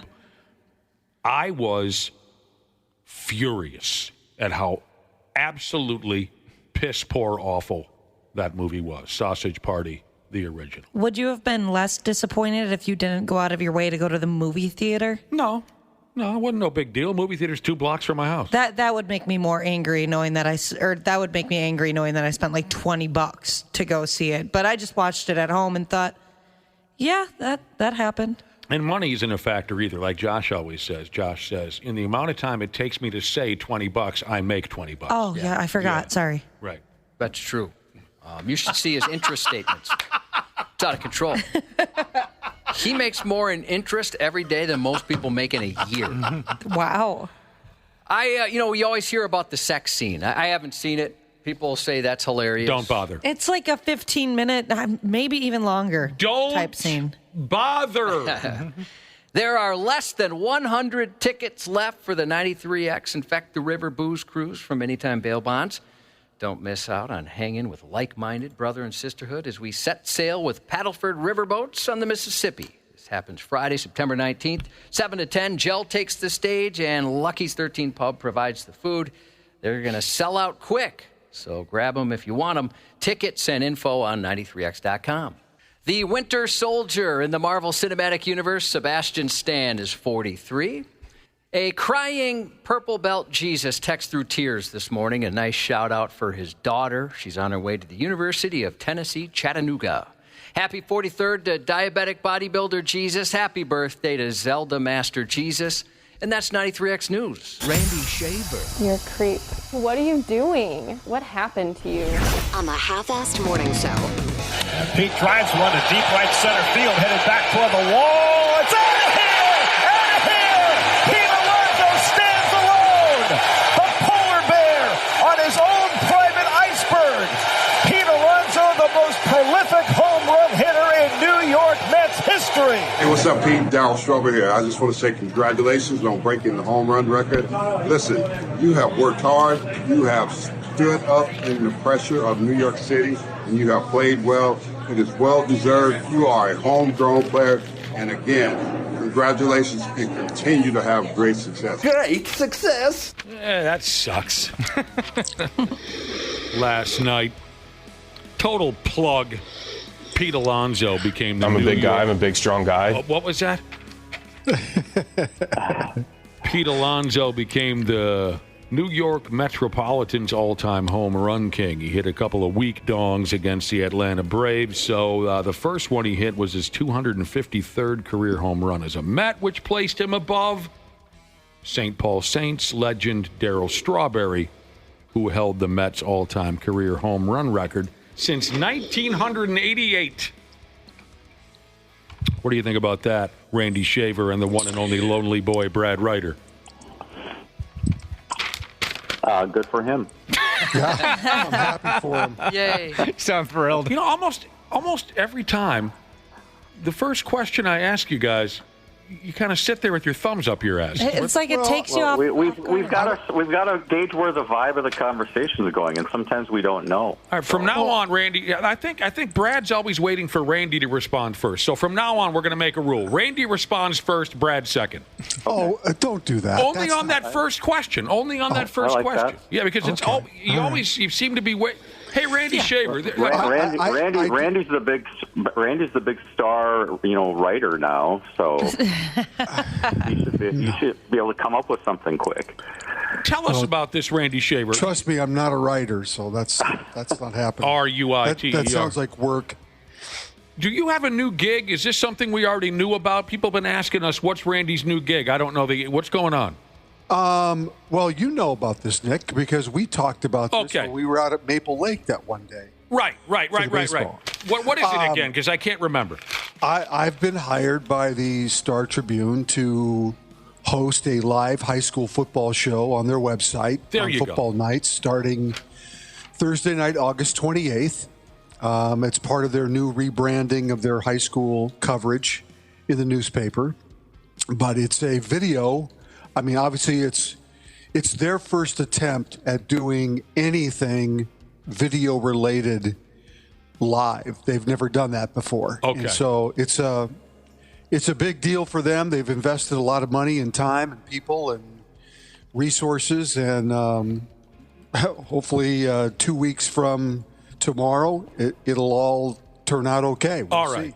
Okay, I just wanted to make sure. Yes, you had explained that to us before. Yes, you had informed us. I think it was you and Ryan. Ryan Grams. Yeah. Oh, wait a minute. So you had not made this public yet? No, this was made public yesterday. Good thing you kept the secret in it. Are you doing voice work for the Star Tribune, Randy? Like their TV commercials? Yes, it's part of this. Yeah. Okay. I thought when we were watching the Vikings game. It was me. Oh, it was? Okay. I turned to my wife. I'm like, that sounds like Randy. Is that Randy? It sounds a little different than you, but yeah. Okay. I thought that might have been you. Yeah. Okay. What is up with dudes your age, Randy, not fully retiring? Do you just get bored? I feel like same with my dad. He retired in his late 60s, but he's not really retired. There are some who can't let it go. I guess I guess I've learned in the last year I suck at retirement. So, well, this is a passion project for Randy. It's not like he's out working the construction line or something. I guess, I can answer that approach. I mean, I'm not there yet, but I'm approaching those years. I'm not going to just retire and stop working either. I'm going to find some things to do. Sure. I think you just retire from your full-time job and find other things to keep you busy. Yeah, okay. There was also a lot of people that thought that meant that you weren't going to be on air with us anymore. I was like, no. That's not going to happen. That He's was staying Nick with us. That was Nick hoping. That's what Yeah, I got confused. Well, first off, there are very few, what's the word in the business, Josh? Television stations, radio stations, websites. If you put that under one umbrella, Media? I'll go with that. There's very few medias out there that in the first place acknowledge that Randy is a member of this radio show. I know. We were talking about that. I read 2 articles yesterday that said, he hasn't been doing anything in the last year. And finally, he's doing something. It is weird. It's Ouch. weird. He's been a member of this radio show for 25 years. And Every day. And there are few people who want to acknowledge it in other medias, websites, television shows, other radios. They always leave it out. Well, that's not true. Now I was on. And Randy Shaver, it's 95% of the time. 95, yeah. Yes. And it's strange to me. I don't understand I why. don't either. We've been doing this show for 25 years, highly rated, well respected in the industry. We're nice to people. I don't really get it. Randy, when you give these interviews, do you tell them not to bring it up? The 93X thing? Absolutely. He's keeping the bit going. Could you please not put that in there, please? Okay, so I'm sorry for the confusion. Congratulations on this gig. Yes, I remember you breaking the news to me and Ryan Grams when we were hanging out in Maple Lake. Yep. You've got this cool thing. Well, August 28th, that's a bad date to start because I'll be at the Daryl Hall concert at the State Fair. I think the Gophers actually opened that season that night, too. State Fair. Brad Ryder. Daryl Hall playing at the State Fair. Yeah. Wow. Oh, I might have to go to that. I think that's the Thursday, the 20th. Hey, he's filling in for Steve Miller after he canceled. Yeah, well, but a terrible loss that is. I know. I knew you'd be upset about that. What a weird deal. That's why I didn't hear about that. Friggin' Steve Miller. Give me a break. That was weird. And the Golden Gophers have a game that night, August 20th. Yep. Okay. Is that their first game of the year against Buffalo? It is. Yeah, it is. All right. It's all very exciting. We can forget the Twins today. I think that's good for everybody's mental health. God, they just got cornholed. Yeah, thank God it's the last game of the season series, and they don't have to see the Yankees for another season because it's just not pretty. You know what the Twins needed last night? They needed Peter's next-door neighbor, Lawrence, before the game started. Remember what Lawrence said to Peter before he thought he was going to prison? Lawrence said, "Hey, Peter, bud, watch out for the cornhole." Yeah. The Twins needed... Well, actually, they play today, so it's the last game of the series today. Tonight. Yeah, tonight. Yeah. I said, tell me if you like the comparison. Earlier I said it's clear that the Twins are nothing but the Yankees' rubber F-toy. Yeah, feels like it. Well, we're going to see a lot of that with playoff teams. I mean, they're going to compete with the Royals and other teams that aren't in the playoff chase, but when they start playing these playoff teams, it's going to be a lot of this, I think. Yeah. What are we talking about? I'm sorry, I misunderstood. I'm just saying when they're playing teams the rest of the season that are battling for playoff spots that have something to play for, you're going to see them get whooped. Yeah. Okay. Yeah. But when we're playing the Royals and the White Sox and things like that, they'll be competitive with them. So the two clubs are scheduled to play again tonight, and as upset as my stomach is over the first two games of the series, guess what sucker will be sitting in front of the television again, ready to accept another mouthful of feces? That'll be me. We got Joe Ryan's pitching tonight. And the Twins managed one hit the entire game. One run, one hit, one error. It wasn't that their pitching was terrible. It was bad. It was bad. But they couldn't hit the ball to save their life yesterday. You mentioned Joe Ryan will start for the F-Toys. Speaking of feces, the scheduled starting pitcher for the Yankees is a kid by the name of Cam Schlittler. Or Schittler. I think there's an L there, so I think Schlittler. Yeah. I have to be very careful with that one. That's an unfortunate name. Yeah, I bet he never, pardon the pun, got any crap for that growing up. I'll bet he didn't either. Nobody ever brought that up. Yeah, he's laughing now, though. He's pitching for the Yankees. Yeah. That's true. The Twins are on pace to sell 1.8 million tickets this year. That's down from 1.95 million last year. The average, what's the word I'm looking for? Attendance is down. Yeah. So if you care, this season might end up being the worst overall turnout at Target Field since they built that sumbitch. It is. I think it is going to be the worst. They're not expecting much walk-up sales, imagine, the rest of the way. I don't think September is going to be a huge boon for them. So No, not with football happening and things going on. I think the Twins will be an afterthought. So. Well, they might get a few asses in the seats this weekend. They're playing the Tigers for 4 games. They're planning to pull off their Hall of Fame ceremony, and a country and western singer is scheduled to put on a show. Yeah. So here's the deal. Thursday night, so after they wrap it up with the Yankees, tomorrow night, they're playing a ball game with the Tigers, nothing fancy. Friday, a feller called Dustin Lynch is going to sing a few songs after that night's ball game is over. Yep. Are you familiar with Dustin Lynch, anybody? Yep, heard of him. Yep. A couple of big fake country songs out there. Saturday, a special celebration honoring the 60th anniversary of the 1965 American League champion Twins. That's awesome. Our first pennant winners, appearances by Jim Cott, Tony Oliva, Jim Perry. Wow. And then Sunday, the Twins will induct Corey Koski into the Twins Hall of Fame, and 24 Twins Hall of Famers are scheduled to be on hand to celebrate. So they might put a few more live human beings in this. That'll be cool. Yep. Koski's a good guy. Yep. He's still playing. Right? Yeah, he's playing town ball somewhere. Yeah, he's down playing in Loretto, I think. With his sons. With his sons. Yeah, is he player manager, I think, too? Yeah. Yeah, he was a hell of a ball player. Nice guy. I'm sure that'll be really fun. Yeah, that's great. Well deserved. All right, speaking of baseball, I like making you guys play guessing games on the program. I do. ESPN recently upped and ranked the top 50 current Major League Baseball players. The top 50 current Major League Baseball players. They lumped everyone into one group. Pitchers, infielders, outfielders, every damn thing. So go ahead and see. I've got the top 10 in front of me. Who do you think ESPN would call? God. Who do you think ESPN would name in the top 10 current baseball players? Otani.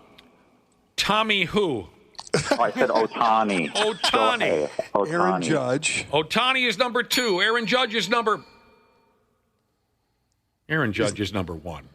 Yes. Sickening.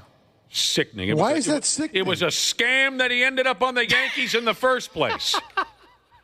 Oh, weird. The Yankees missed the playoffs a couple years in a row, and then they got a 6'8" dude who can hit a home run every other at-bat? That's weird how that happened. He was drafted like 28th. That's weird how it happened, Dana.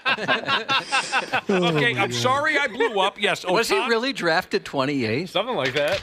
Wow. Total friggin' cover-up. Same as who's got the number 1 pick in this year's NBA draft again? The Mavericks? The Dallas Mavericks. That's so weird how that...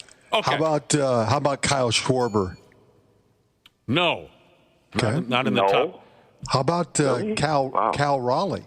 Cal Raleigh is, according to ESPN, the 4th best baseball player in the league today. Randy, you're missing out on someone who you have awkward fantasies about.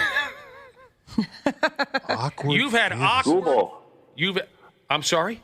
Skubal.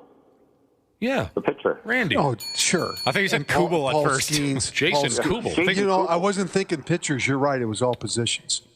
Number 3 is Tariq Skubal. Randy Skeens has to be in there. Paul Skeens is number 6. Yeah. How about Juan Soto? No. Really? Juan Soto's not in there. Not in the top 10.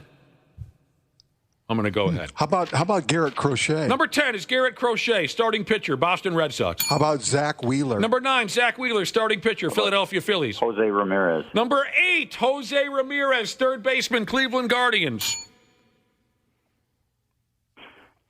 There's a shortstop for Arizona. I can't think of his name. He's having a great year. What's left is a shortstop and a center fielder.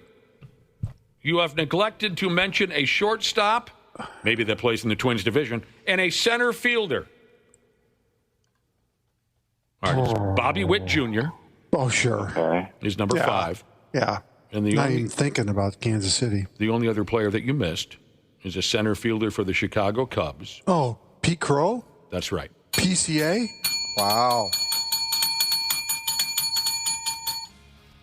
Have you watched him play, Nick? Yeah, I watched him in the All-Star game. Yeah, he's going to be a stud and a half by the time it's all over. He appears to be the type of guy that'll stick around for a while. Byron Buxton was ranked the 26th best player in big league baseball. Yeah. Joe Ryan was ranked the 35th best player. Yeah. In Major League Baseball. I buy that. It's all good. We played the audio earlier of a fun video, which is up on 93x.com, and that's the Anaheim Angels turning a triple play last night on the aforementioned Shohei Ohtani, supposedly the second best player in the big leagues. The Anaheim Angels turned a triple play. It was fun. Lined up the middle. Neto's got it. Steps on second. Throw to first. It's a triple play. Whoa! Easily the most exciting moment of the Anaheim Angels season. Not that they're the worst. I couldn't even understand what they were saying. It was what was it, like a line drive and more of a base and throw out? Soft liner up the middle. Shortstop fields the ball, catches it for the first out. Yep. Steps on second. Runner was off the base. Throws over to first. Triple play. Yeah.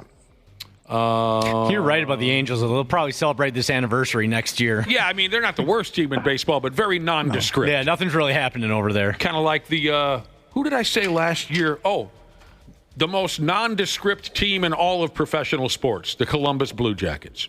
Yeah. Yes, very just much. Nondescript. You're right. Yeah, very much so. So, fun video to watch. Check that out. And then I have no interest in getting into this because I read an article on it and I didn't understand a word of it. Look it up if you care. But that Shohei guy is now caught up in some Hawaiian real estate scam. I don't... What does this guy got going on? He's shady, man. There's something Is he happening. the one orchestrating it, or did he get taken? Brad, I have no idea. Okay. Just look it up. It's one of the most confusing stories I've ever attempted to read in my life. I have no idea what's going. It's something about Shohei and Hawaii and real estate. That's all I can tell you. Somebody said yesterday, I saw on Twitter, if I had a nickel for every time Shohei did something sketchy with, money or gambling, I'd have 2 nickels, but that still seems like too many. He should have been banned years ago. Oh, speaking of your guy, Paul Skeens, he got pummeled. Yeah. Last night against the Milwaukee Brewers, they beat the Pittsburgh Pirates 14-0 last night. That's 11 wins in a row for the Brew Crew. God, they're just tearing it up. 31 games over 500. Yeah. Another enjoyable video. We'll have to ask Smashley if she's on this one. A dust devil, the weather phenomenon, not the handy household vacuum. A dust devil tried to suck up some Little League ball players at a field over there in New York. It's almost like I can hear it right now. Yeah, I heard it. Yes, that is up on 93x.com. Did you catch that, Randy Shaver? I did not, but I'm going there. A dust devil tried to suck up some Little Leaguers, players and umpires running for their lives. This dust devil whipped around the ball field, blinding everybody for about 30 seconds. No one was injured, but a player's mom in the stands noticed afterwards that she was missing her chihuahua. Oh, no. Oh, You're God. kidding. Shut No, up. you're making that up. Come on.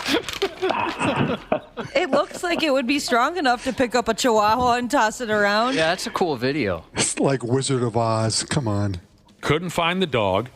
The dogs always die in Nick's story. They went home and the dog was on the front porch.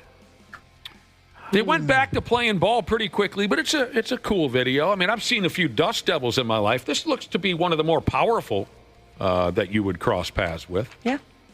I've never seen one. Well, that just came out of nowhere, too. Yeah. Did anyone notice that the first base umpire acted like he wasn't scared? Yes. Yeah, you could tell he was a little scared. But yeah, he tried to play it off. Holy cow. That's amazing. Yeah. The first base umpire was saying, "Don't run, dude. Everyone else is running. But show them that you're not scared. Don't run." He's like backing up from it, too, Holy watching mackerel. it. That was just crazy. According to the National Weather Service, dust devil winds can reach speeds of around 60 miles per hour. And what do they say? It can get up to 300 feet wide if you're lucky. What?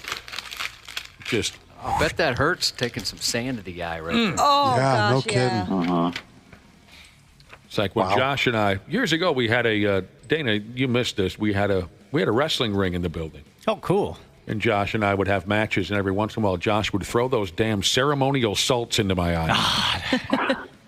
Oldest trick in the book, blind Josh. me temporarily, and he'd get the pin. Some called it cheating, Dana. And guess what they got to the eyes when they said that? More ceremonial salt. Oh, no. Like Mr. Saito used to dump into everyone in the AWA days. He never won a match, Josh, without his opponent being blinded by ceremonial salt. All right, it's that time of year again, so I guess we got to go with this bit. Bro Bible put together the most unique fantasy football punishments ever. This stuff can be a lot of fun. You get a group of donkeys. They have their wildly overrated fantasy football tournament, and at the end, the loser gets punished. And it's a competition now, especially for you social media dorks, to come up with the most creative punishment for the fantasy football loser. I'm jealous. We never have a punishment. We just have like a trophy that you get if you're the winner, but... Hey, you know what, Ashley? That's fine. Well, that's fine. You don't need to do this wildly elaborate punishment. Take the initiative, Ashley. Make something up. Yeah, you're creative. That's a good idea. Yeah, let me hear some of these. Maybe I'll get an idea. And you can kill two birds with one stone. You can make it be something like they've got to change your baby's diaper for a week. That's a good idea. You know what? I mean, it's a lot of this is fun, but Ashley, you don't need to stand out amongst strangers on social media, do you? No. All right, so here we go. So here are some of these fun, unique fantasy football punishments. Loser spends the night in a haunted clown motel. That sounds absolutely awful in every way. Why does something like that exist? Yeah, right? Yeah. What's good? No. Shut it down. Now, this was a case where they didn't decide the punishment until they knew who the loser was, and this specific guy had a crippling fear of clowns. So someone got on the internet and found out that there was a haunted clown motel, Summers, and they sent him there and forced him to spend the night. Loser has... That's kind of a unique thing, that if every person in your league, it's a different punishment for that person, specific to them. Yeah. And then you know that that's going to be your punishment. Actually, that's a pretty unique thing. I haven't heard that before. Usually it's one punishment for everybody. Right. But, yeah, that's a little bit more different. Like, say, if we had a tournament and I was the last place finisher, I imagine you guys would force me to a 24-hour Adam Sandler, how do you say his name again? Sandler. Force me into a 24-hour Adam Sandler movie marathon. Yeah, you'd be on Netflix for a while. While eating mayo sandwiches. Oh.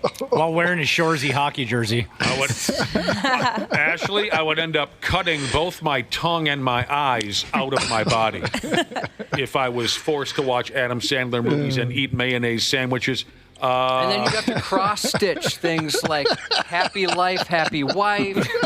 Live, laugh, love. Yeah, home is where the heart is. Happy wife, happy life. Yeah. My blood pressure just skyrockets. All right. I'm sure you remember some of these fantasy football punishments because they've been discussed over in a dude had to survive a night in Las Vegas with only $20. That was a fun one. Flip it, baby. Dude had to bowl a 300 bowling, and he couldn't leave the bowling alley until he did it. I would my God. end up living there. You'll be there forever. Some of these punishments, if I was losing in fantasy football every week, I would turn insane. Just change your identity. Yeah. Move away. Now, if you're a bowler or a bowling fan, you know that a 300 is very, very rare.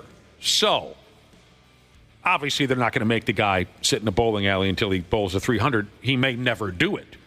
So, the twist was, for every hot dog that he ate and every beer that he swilled, 10 pins were subtracted from the total score or added to the. You see what I'm saying? Oh, okay. Yeah. So if he ate 10 hot dogs and drank 5 beers, that would, get him to 3. Oh, and then to bowl with all that in your gut? Right. Oh, Yeah. God. That's good living. The dude who was punished with that exact impossible bowling challenge, it took him 19 beers and 3 hot dogs. I don't know. Do the arithmetic yourself, but it took him 19 beers and 3 hot dogs. That's 220 pins he knocked off that 300. Dude had to sit and take the ACT exam as a grown person. That'd be kind of fun. I'd like to see how I do on that. Oh, I don't want to see. Oh, no. You got to attach a score to it, make them get a certain score. They did. You can't just fill in the blanks. They did. What's your name again? Brad Ryder. They had to score a 19 or higher. If they fail to score a 19, they have to retake the exam. Oh, my God.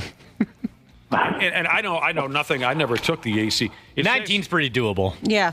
It says here, this guy, the guy who was punished, managed to score a 28, which would put him in the 88th percentile across the nation, whatever that means. That is pretty great. Actually, good for him.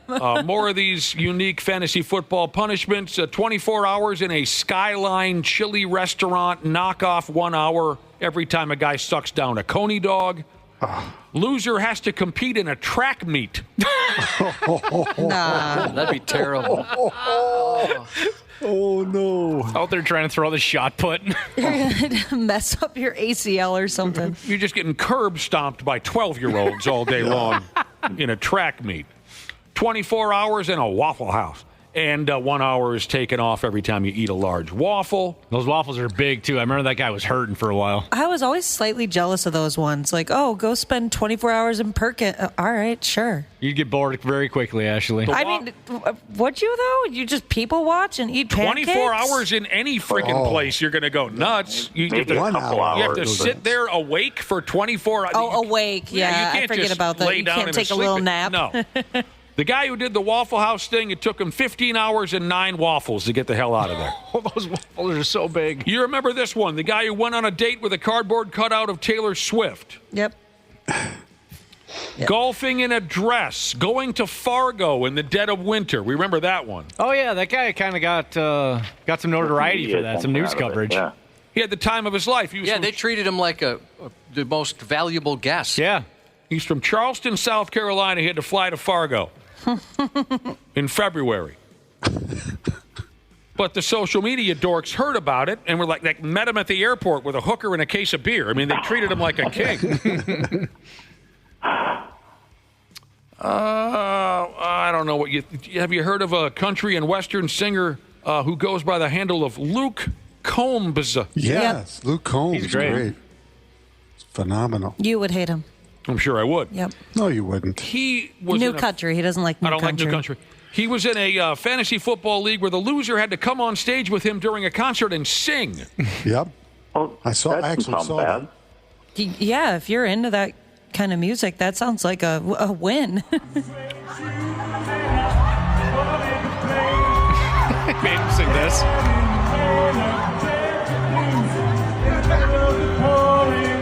That's the loser. That's awesome. The loser had to get on stage and sing the song, one of my least favorite songs of all time. Mark Cohn? I blew up about this a few months ago. Mark Cohn's song, Walking in Memphis. Dude had to sing that in front of 60,000 people. See, now, here's what information is missing here. That's a pretty solid bit, but it's perfect if Luke Combs, whoever he is, doesn't say a word. He ends one of his little cutesy country songs, right? Mm-hmm. The lights go down, the lights go back up, and then here is this person singing Walking in Memphis terribly. A bad karaoke version of Walking in Memphis. With no explanation or anything. That would make it the perfect bit. So the crowd is saying, what in the hell just happened? But if he says, hey, everybody, I'm in a fantasy that takes some of the fun out. Yeah. So I don't know how it played out. The following portion of the program has been edited to remove licensed music. You know, the last time we played this song on the radio, I was ranting against songs that I just can't hear anymore. And this is one of them. But I think after I lost my temper, people texted in and said this guy died young or something. I don't think he's dead. I'm just telling you what folks texted I don't think so. No. I feel bad if the guy died young. He actually played at my event years ago. So that's why you pretend to like this. No, I like it. Yeah, it's a good song. He's 66. He's still going. He's still alive. At your event? He played did play the song. And yes. I saw Elvis. Yeah, you didn't. He was just him with a piano. He was awesome. He never saw Elvis anywhere. You won a Grammy for the song. It's a song. Don't lie to me in your friggin' songs. Oh, my Nick gosh. You're turning into get off my lawn. That's what you're turning into. Oh, Christ, wake up. I've been that guy for 20 years. My mom calls those guys curmudgeons. Yes. Curmudgeon? Yep. He's a curmudgeon. I did go down a little Mark Cohn rabbit hole, though. He does have Parkinson's disease. Oh, no. Oh, no. God. Yeah.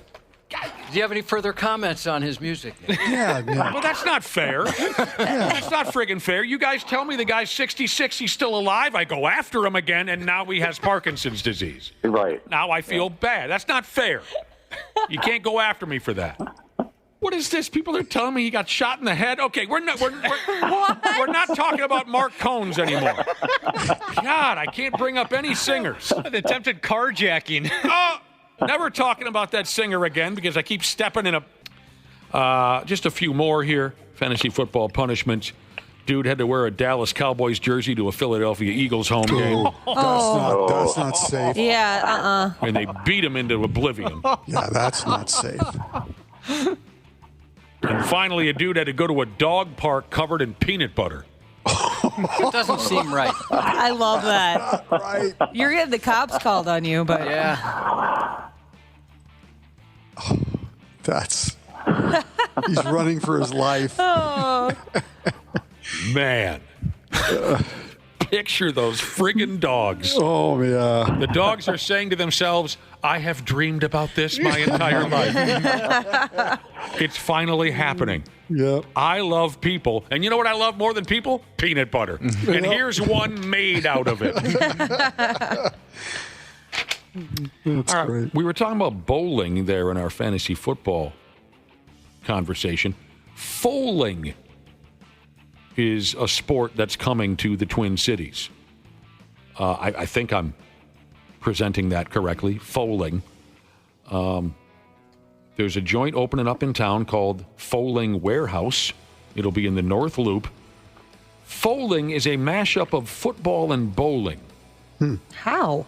It's not as complicated. When I first read that, I thought, what, you got a bowling pin under your arm and your friends are trying to tackle you, and then if you throw a forward pass, you have to throw the bowling ball. It's not that intricate. It's like cornhole, but you throw a football at pins. Sort of like, it's more of a cross between cornhole and bowling. That seems like incredibly easy. Yeah, it does sound easy. Bowling pins on each side, like cornhole, and you throw a football to knock over the pins. Okay. But that's what they're going to be doing here. Does it say how much they're going to charge you? To walk into the joint? Yeah. No. Doesn't say. They're opening a joint here in the Twin Cities. What did I say? North Loop, September 13th. And they'll have 21 foaling lanes. Maybe it's way more fun than it sounds. Yeah, it sounds kind of dull. That looked kind of fun. But maybe it's... I wonder how far apart you are from the pins. There isn't an admission fee. I was going to You say got to probably pay for a lane. You can just walk into a bowling alley without having to pay. But if you want to bowl, you got to throw them some money. It doesn't look like that, actually, no. Bowlers text me. What is the combination? Define for me Grandma's teeth. I always love that bit. When you bowl your first ball and it only knocks down some select pins, and the phrase is Grandma's teeth. Kind of like a turkey. They have cute little names. What is Grandma's teeth? What pins are remaining? Take that, you bottle bitch! Come on! Thank you, Let's have some fun! That's what I'm talking about. The bottle bitch moment. That was great. Sean Rask, I think, was the name of the bowler. Going after Jason Belmonte. For messing with that water bottle. Crickling his water bottle while Rask was trying to bowl. Called him a bottle bitch. That's a tough one to come back from.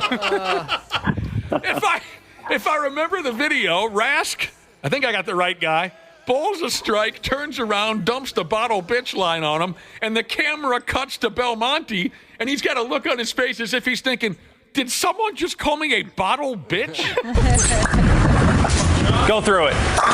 Take that, you bottle bitch! Come on! What the with everybody? Come on! Let's go! Let's have some fun! My favorite part of that audio is when you hear his thumb pop out of the thumb hole or finger, whatever he hit, because some of them don't even, just that. Sean Rash, not Rask. Sorry, I got people. Can we hear that thumb pop again? Yeah, just give me 1 second. Yeah.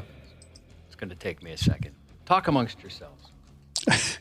Want to talk about singers? Here we go. Yeah. Who's the biggest bottle bitch you guys know? There it goes. I bet you gotta get used to that if you're a Pro Bowl. Yeah. You gotta love those completely unhinged hockey moms, right? Here's some more fun video for you. In the Czech Republic, a hockey mom walked smooth out onto the ice during a youth hockey game to bitch at the referees. Her outfit made it better. What was she wearing? I don't know. What was that? Like a muumuu of some sort? Like, She's just a giant dress. Yeah, it looked like she just woke up and put on some sort of big pajamas or something. 7-10 split is Grandma's teeth. Oh, sure. According to Blazed Buds Jesus. Blazed Buds. I bet you that's a reference to smoking drugs. I think you might be right. 7-10 split is Grandma's team. Okay, so these look to be 17, 18-year-old dudes playing hockey out there in the Czech Republic. Mom walks onto the ice. She's hollering and screaming. She's swinging her purse. Oh, the purse. Is this swinging. up on our website? Yeah, it is. She's dumping the middle finger on the refs. At one point, she threw a water bottle. Just an absolute moron here. I would tackle Good to my know mom. this behavior isn't just happening in the U.S. It's worldwide. Yeah, no kidding. One of the referees forcefully pushed her ass off the ice. I can't imagine. I love that. Getting manhandled by the ref. He puts his hands on her, and of course he's wearing skates. He begins to push. She has no resistance because she's wearing flat mom shoes. And that's how he just pushed her carcass off the ice. Can you imagine what her son was feeling in that moment? Like I said, if that was my parent, I would tackle them. We were talking about bad parent behavior at youth sporting events and how a lot of times it's often the moms lately. And I got a buddy who coaches his daughter's soccer team. I asked him about that, and he goes, yeah, it happens. And I go, well, what's the deal? He goes, Dana, I don't think it's water they're drinking out of those fancy mugs at the games for their kids. Heck no. Of course not. How are you supposed to get through watching your kid play sports? You're going to find out. They just got to learn to handle it better. Great. Now we have conflicting reports on what Grandma's teeth exactly is. Another listener texted in to say it's 4, 6, 7, and 10 remaining on the lane. That's Grandma's teeth. That's what the internet said. Someone else said, Josh, they refer to it as Aiken teeth. The town. You follow that, Randy? Oh, yeah. Randy, I like Aiken. Got nothing. Aitken, yes. Anyway, this Czech hockey mom who jumped out onto the ice, she thought that was her best move, to jump out onto the ice and bitch at the referees. The social media dorks are calling her a Czech version of a Karen. Karen, yeah. They're still playing that Karen card. Yes, yeah. It kind of looks like a big clown outfit almost that she's wearing. It is a very interesting outfit that she... by the way, her son's team was trailing 9-0 in the hockey game. That makes it so much worse. Oh, yeah. And she attributed that score to a poor showing from the referees. Sure, of course. Of course. Your son's not going to be in the NHL. No, none of them are. No. Peterborough lost last night, so the Lynx have officially clinched a playoff spot with a month left in the WNBA regular season. Rest the starters. For a month? Yeah, rest the starters. Oh, in the Czech Republic, it's a Corrina. Not a Karen, a Corrina. So I got to watch the JV Lynx for a full month, Randy, before the playoffs? Yeah, rest the starters. All right, that's what you do as a coach, huh? Yep. Well, congratulations to the Lynx. They're clearly whooping everybody's ass. Yeah, how awesome. Clinching playing well. We got to get going here shortly, but never too late to jump in on a dumb joke.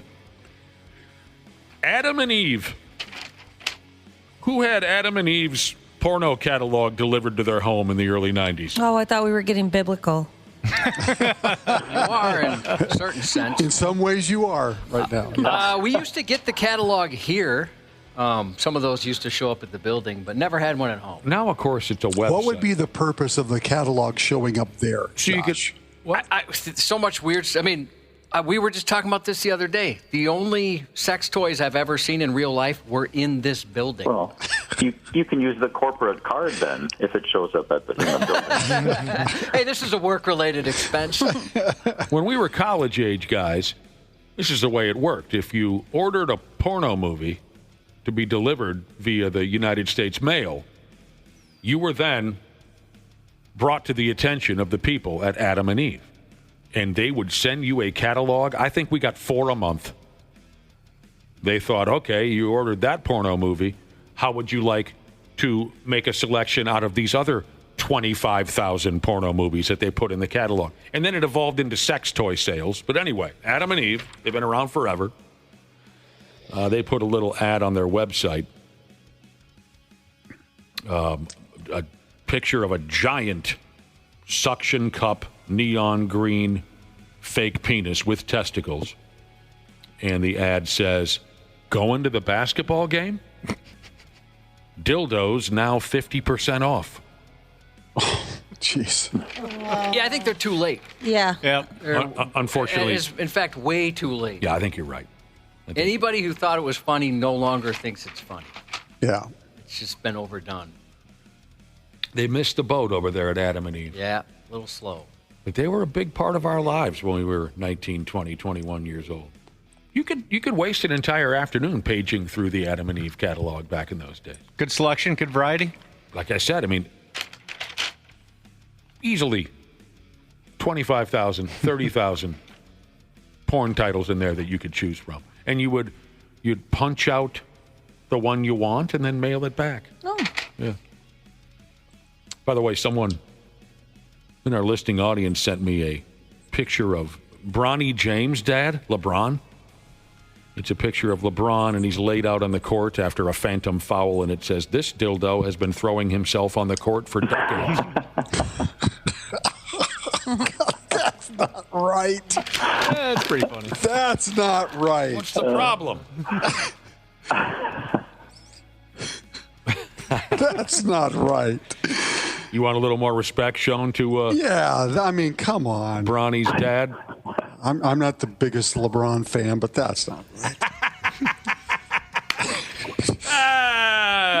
It's funny. All right, we'll talk to you guys tomorrow. See ya. Okay. Thanks, everybody. We'll be back in a few minutes on the Half-Assed Morning Show.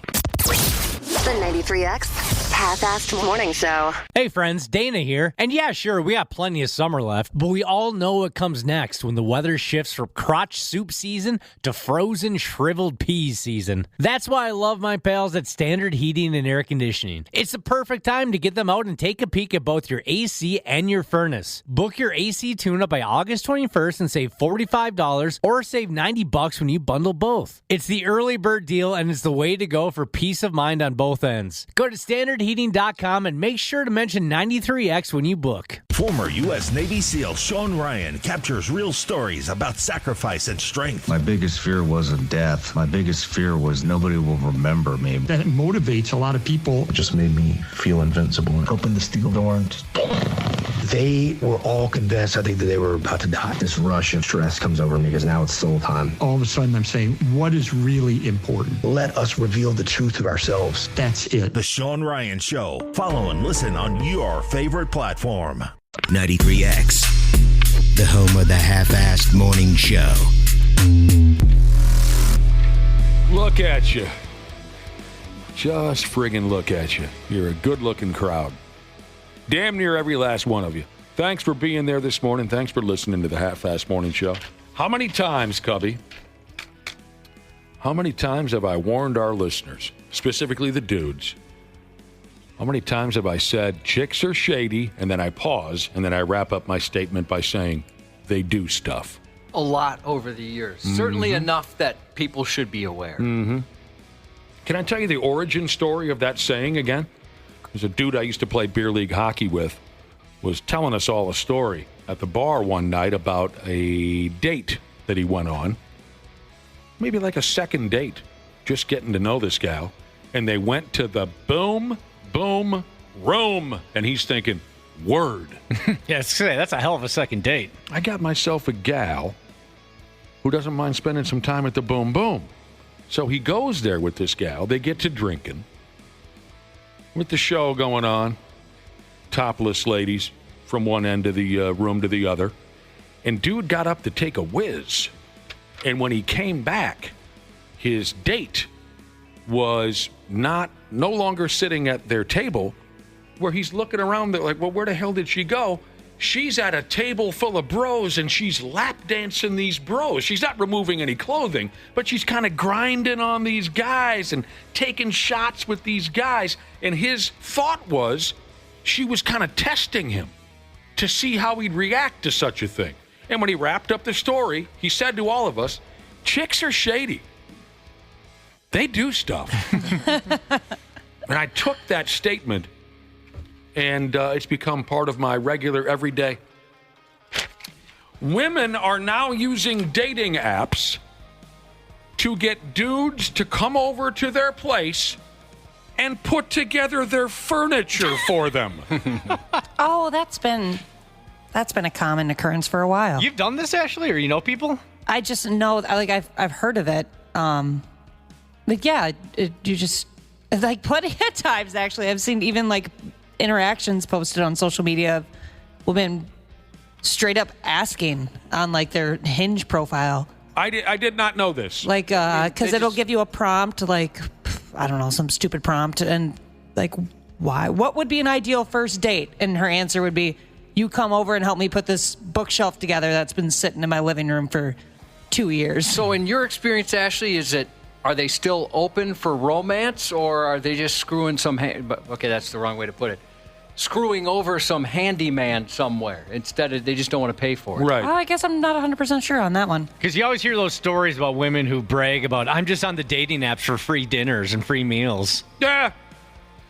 All I know is this. This is the first I've heard of it, Smashley. I apologize for being, again, for the 10 millionth time, just slightly behind the times. You're not chronically online like I am, so it makes sense. They call this the Bob the Builder gimmick or something. There's a name. Women match with guys on dating apps, not necessarily to date, or as Josh was hinting at, to bump, but to get dudes to come over and help them with things like assembling furniture or hanging pictures.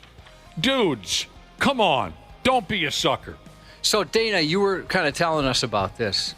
Is it something where they're like, hey, it'd be great if you could get this done, but I would like to possibly have a relationship, or is it simply because they want some furniture put together? From the story I read, I haven't seen this happen in real life. From the story I read, it does seem like women are just kind of like, it's almost like a testing. Is this guy somebody that would do something for me like this? And okay, so it is possibly. Yeah, they're still looking for a relationship, but it's kind of a unique first date, and you see if a guy is likes you enough or interested enough to come over and put together, an end table or something. So I shouldn't look at this as shady gals just straight up using fools to do stuff. Yeah. Yeah, I didn't get that impression from the article that I read about it. Josh, maybe we got to try to put ourselves in the minds of a 23-year-old or something, which is difficult at our age, Josh and I. Today, a woman, you're single. Let's imagine and I know you do quite often imagine that you're single. Today, as a 50-year-old, a woman contacts you on social media and says, hey, handsome, you want to come over and help me build this bookcase? You're going to say, hell no. If you're a 23-year-old guy, you might do it just because she's a woman. Yeah, for sure. And you're assuming it's going to lead to something. Wasn't that a great song from Team America World Police? All I ask is that you're a woman. Yeah, that's a great soundtrack. Great that was soundtrack. One of them. $1.05, Freedom Costs $1.05 is a good America one. F, yeah. So it does mention in the article there are a few women who are going through with this Bob the Builder gimmick, matching with guys on dating apps, and asking them to come over and help them with household chores. There are a few here that say it's because they are turned on by handy men, and it's one of the, like Dana just said, it's one of the traits they like in a man. So the guy comes over, fixes the sink or whatever, and she's thinking, wah, maybe this is a guy I'd like to take on a real date. Is this something that is your leading way to allure a woman, Dana? Is your handiness? I was going to say, if this was like a litmus test that my wife had for a first date, I wouldn't be married right now. Is it a Lego set? I can help you there, but if you need me to put together a coffee table, you're looking at the wrong guy. I love putting together that kind of stuff all by myself. I do too, actually. I love putting together that furniture. I love following the instructions, and then it's satisfying because then you can see your beautiful finished product. And actually, with the putting together a baby nursery the last couple months, people will be like, "Oh, did your husband put together the bassinet for you? Did he put together the dresser?" And I'm like, "No, I wanted to do it." Like, they're like, "Oh, what? That's so lazy of him." I'm like, no. Do not get this wrong. Like, he would totally do it if I asked, but I wanted to do it. It took everything in me to let him have that, like, dad moment to put the crib together because I was like, I want to. Now, it's fun. As a gentleman who's been married nearly 2 decades, if I could give you a piece of advice, never put furniture together with him. No, we could never. Yeah, never. Let him do it on his own or you do it on your own. It's actually, that's funny that you say that, Josh, because when he was putting the crib together, I couldn't be in the same room. I was like, I know better than to watch you do this. I'm going to micromanage everything. So what are you saying, Josh? You and your wife, when you put things together, you guys get into fights? Well, I would say not necessarily fights, but there's definitely people have gotten pissy. Certainly when doing something like that. What'd she get pissy about? Well, because I might have a habit of going, oh, yeah, it says there, you just got to flip that around. And she takes that as I'm criticizing her ability to read or something. Oh. So I don't know. She gets kind of like that. I'm like, well, no, I'm just saying it. It mentions that. We should do it this way. Takes it personally. My wife enjoys putting things together. She does. She likes that gimmick. I wish I could build something without having to put something together where the holes are pre-drilled and stuff like that. Oh. It's still fun to do. It's like adult Legos. Dude. Yeah, it kind of is. You should get into it. My wife enjoys the process of following the directions, and I mean, it's nothing elaborate, of course, like a bookshelf or what have we done? Chairs and things like that we keep out on the patio. I personally don't enjoy that process. It's a pain in the ass, but she does. She also likes to paint.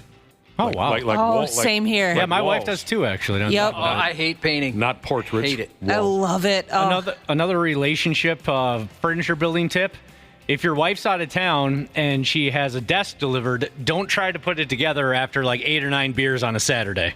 Does not go well. I learned that from experience. Oh, you're stripping the screws and stuff. Oh, it was ugly. I was just trying to do a nice thing. I thought, hey, I'll put this together. I'll surprise her by the time she gets back.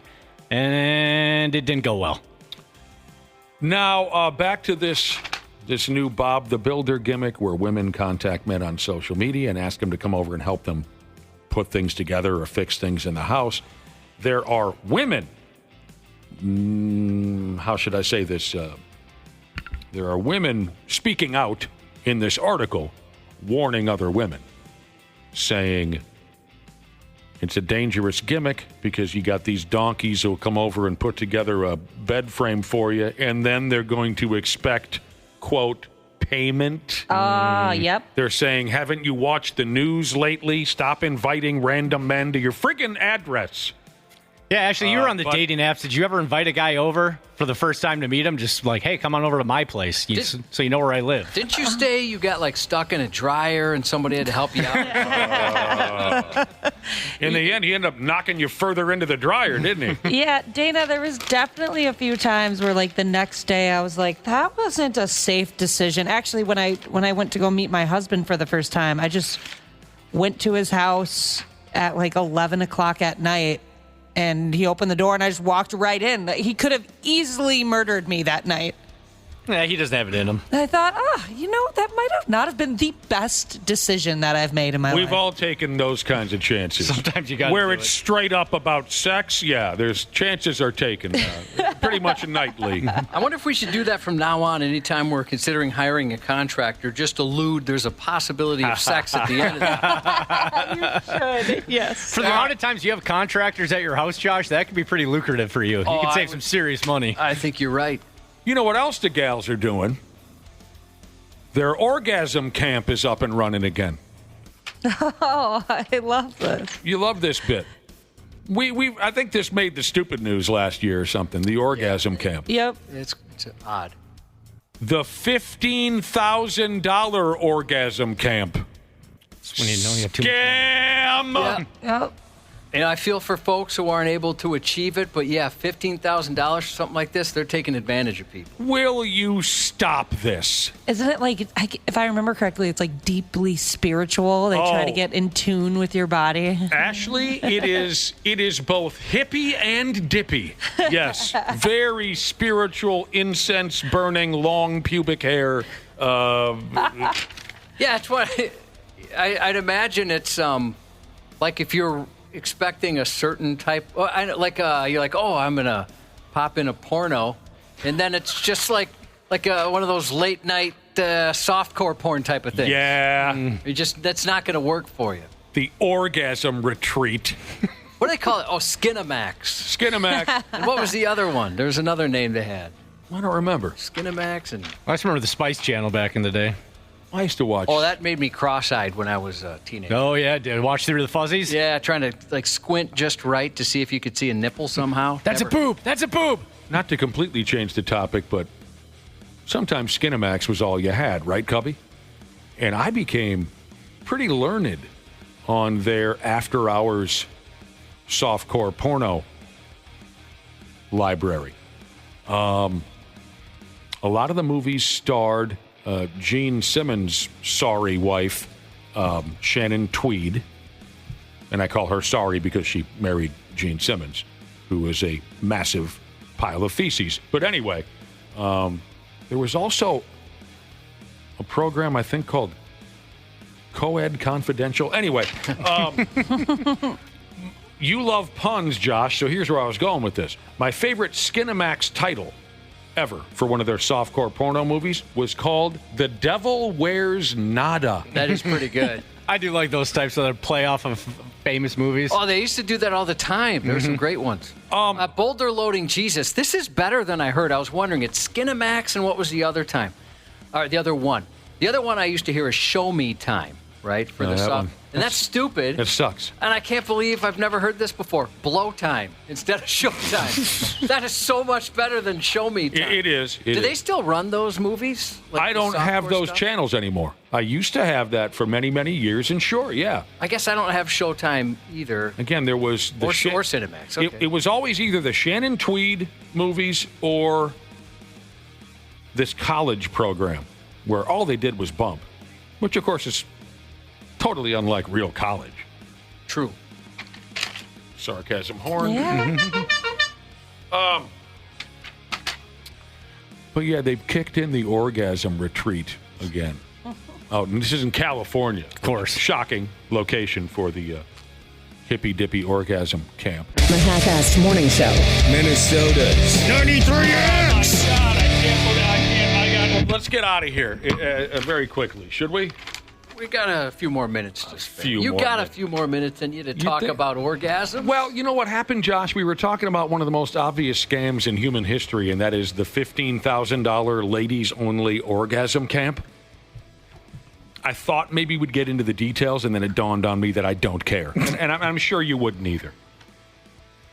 I mean, we've mentioned that you get it, pay $15,000 for some people to pretend to teach you to orgasm. You watch other people play with themselves and this and that. Imagine you walk into your folks' place and you walk up to your folks' bedroom and your mother is loading a suitcase with clothes and you say, "Where are you going, Mom?" And she says, "Well, I'm packing for orgasm camp." I don't like that. I don't want to picture that. Oh, you know, it'd be worse if she came back and she bought one of the camp T-shirts and it said, "I'm glad I came." Mom! Gross! That's the slogan, and then it says, "Orgasm Camp 2025" in smaller lettering. My dad's just sitting there crying. I've tried!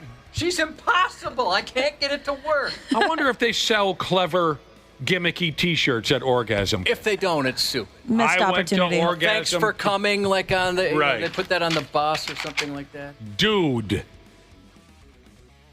So, yeah, I don't want to talk about Orgasm Camp. I really don't. But I can tell you about a couple other camps you might want to sign up for, okay? Oh, these go on all over the once proud United States. Camp No Counselors. This is for adults. They have beer pong, they have discos, they have hooch and kegs of beer. No kids allowed. Now, in the old days, we just called that an orgy at a campground. And you probably didn't have to pay a big admission fee to go to it. You just paid for the beer. I was just going to ask, is there a fee to go to what used to just be, in the old days, an orgy in a campground? Now they call it Camp No Counselors, where adults show up and drink and dance and play beer pong. I don't see what they're asking in trade for that. Okay? But it's a real thing. What happened, Josh?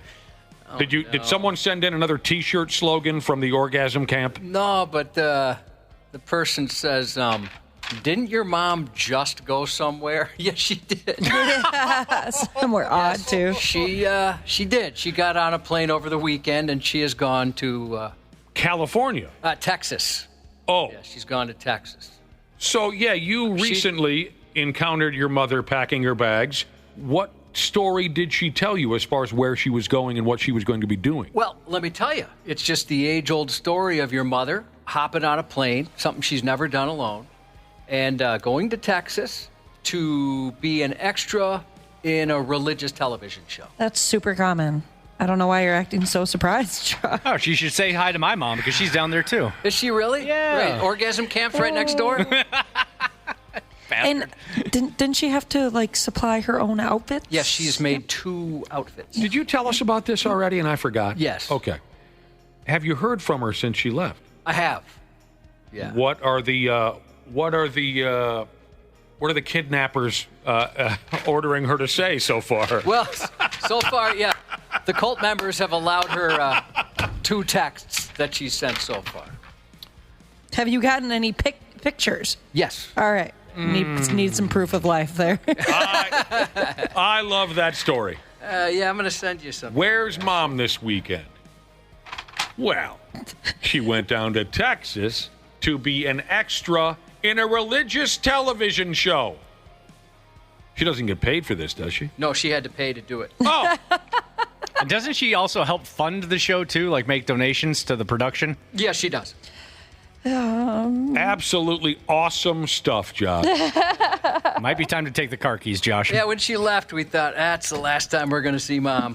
I know you've made it very clear that you do not like your mother. That is not true. At the very least, we get some good show material out of it. Yeah, there's some good stuff. There's another camp. I believe this is also just for adults in, again, with the California. They call it Camp Grounded. And if you go there, you're looking to... What's happening? Something's happening off air. I think Josh has showed a picture of his mom's outfits. What is she doing, dude? You need to get her home. You need to get her home so bad. Don't ever show me that picture again. Josh showed Ashley and I a picture of his mother in her religious outfit for the religious television show that she's paying to make an appearance in. And I think you need to start thinking about how do I say this? Getting her a room. Yeah, I hear you. You know what I mean? She looks happy though, so that's good. Yeah, that's true. She does. I look happy too when I'm drugged. They probably drugged her. What happened at this camp, Grounded? Oh, you go there if you're looking to detox yourself from the digital world. You leave all your electronics in the lobby the lobby of what? Anyway, you leave all your electronics behind. You can't have your stuff. You can't have your tablet. You can't have your Walkman. You can't have your VCR. You leave Not my VCR. Oh, and then finally,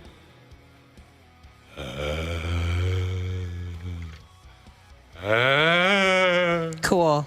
It's Zombie Survival Camp.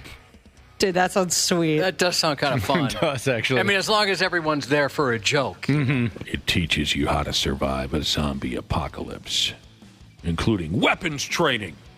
See, I wouldn't mind like a doomsday prepper camp or something like that. Learn how to get yourself set up. Not necessarily for zombies, but for whatever else is coming. Today, weapons training.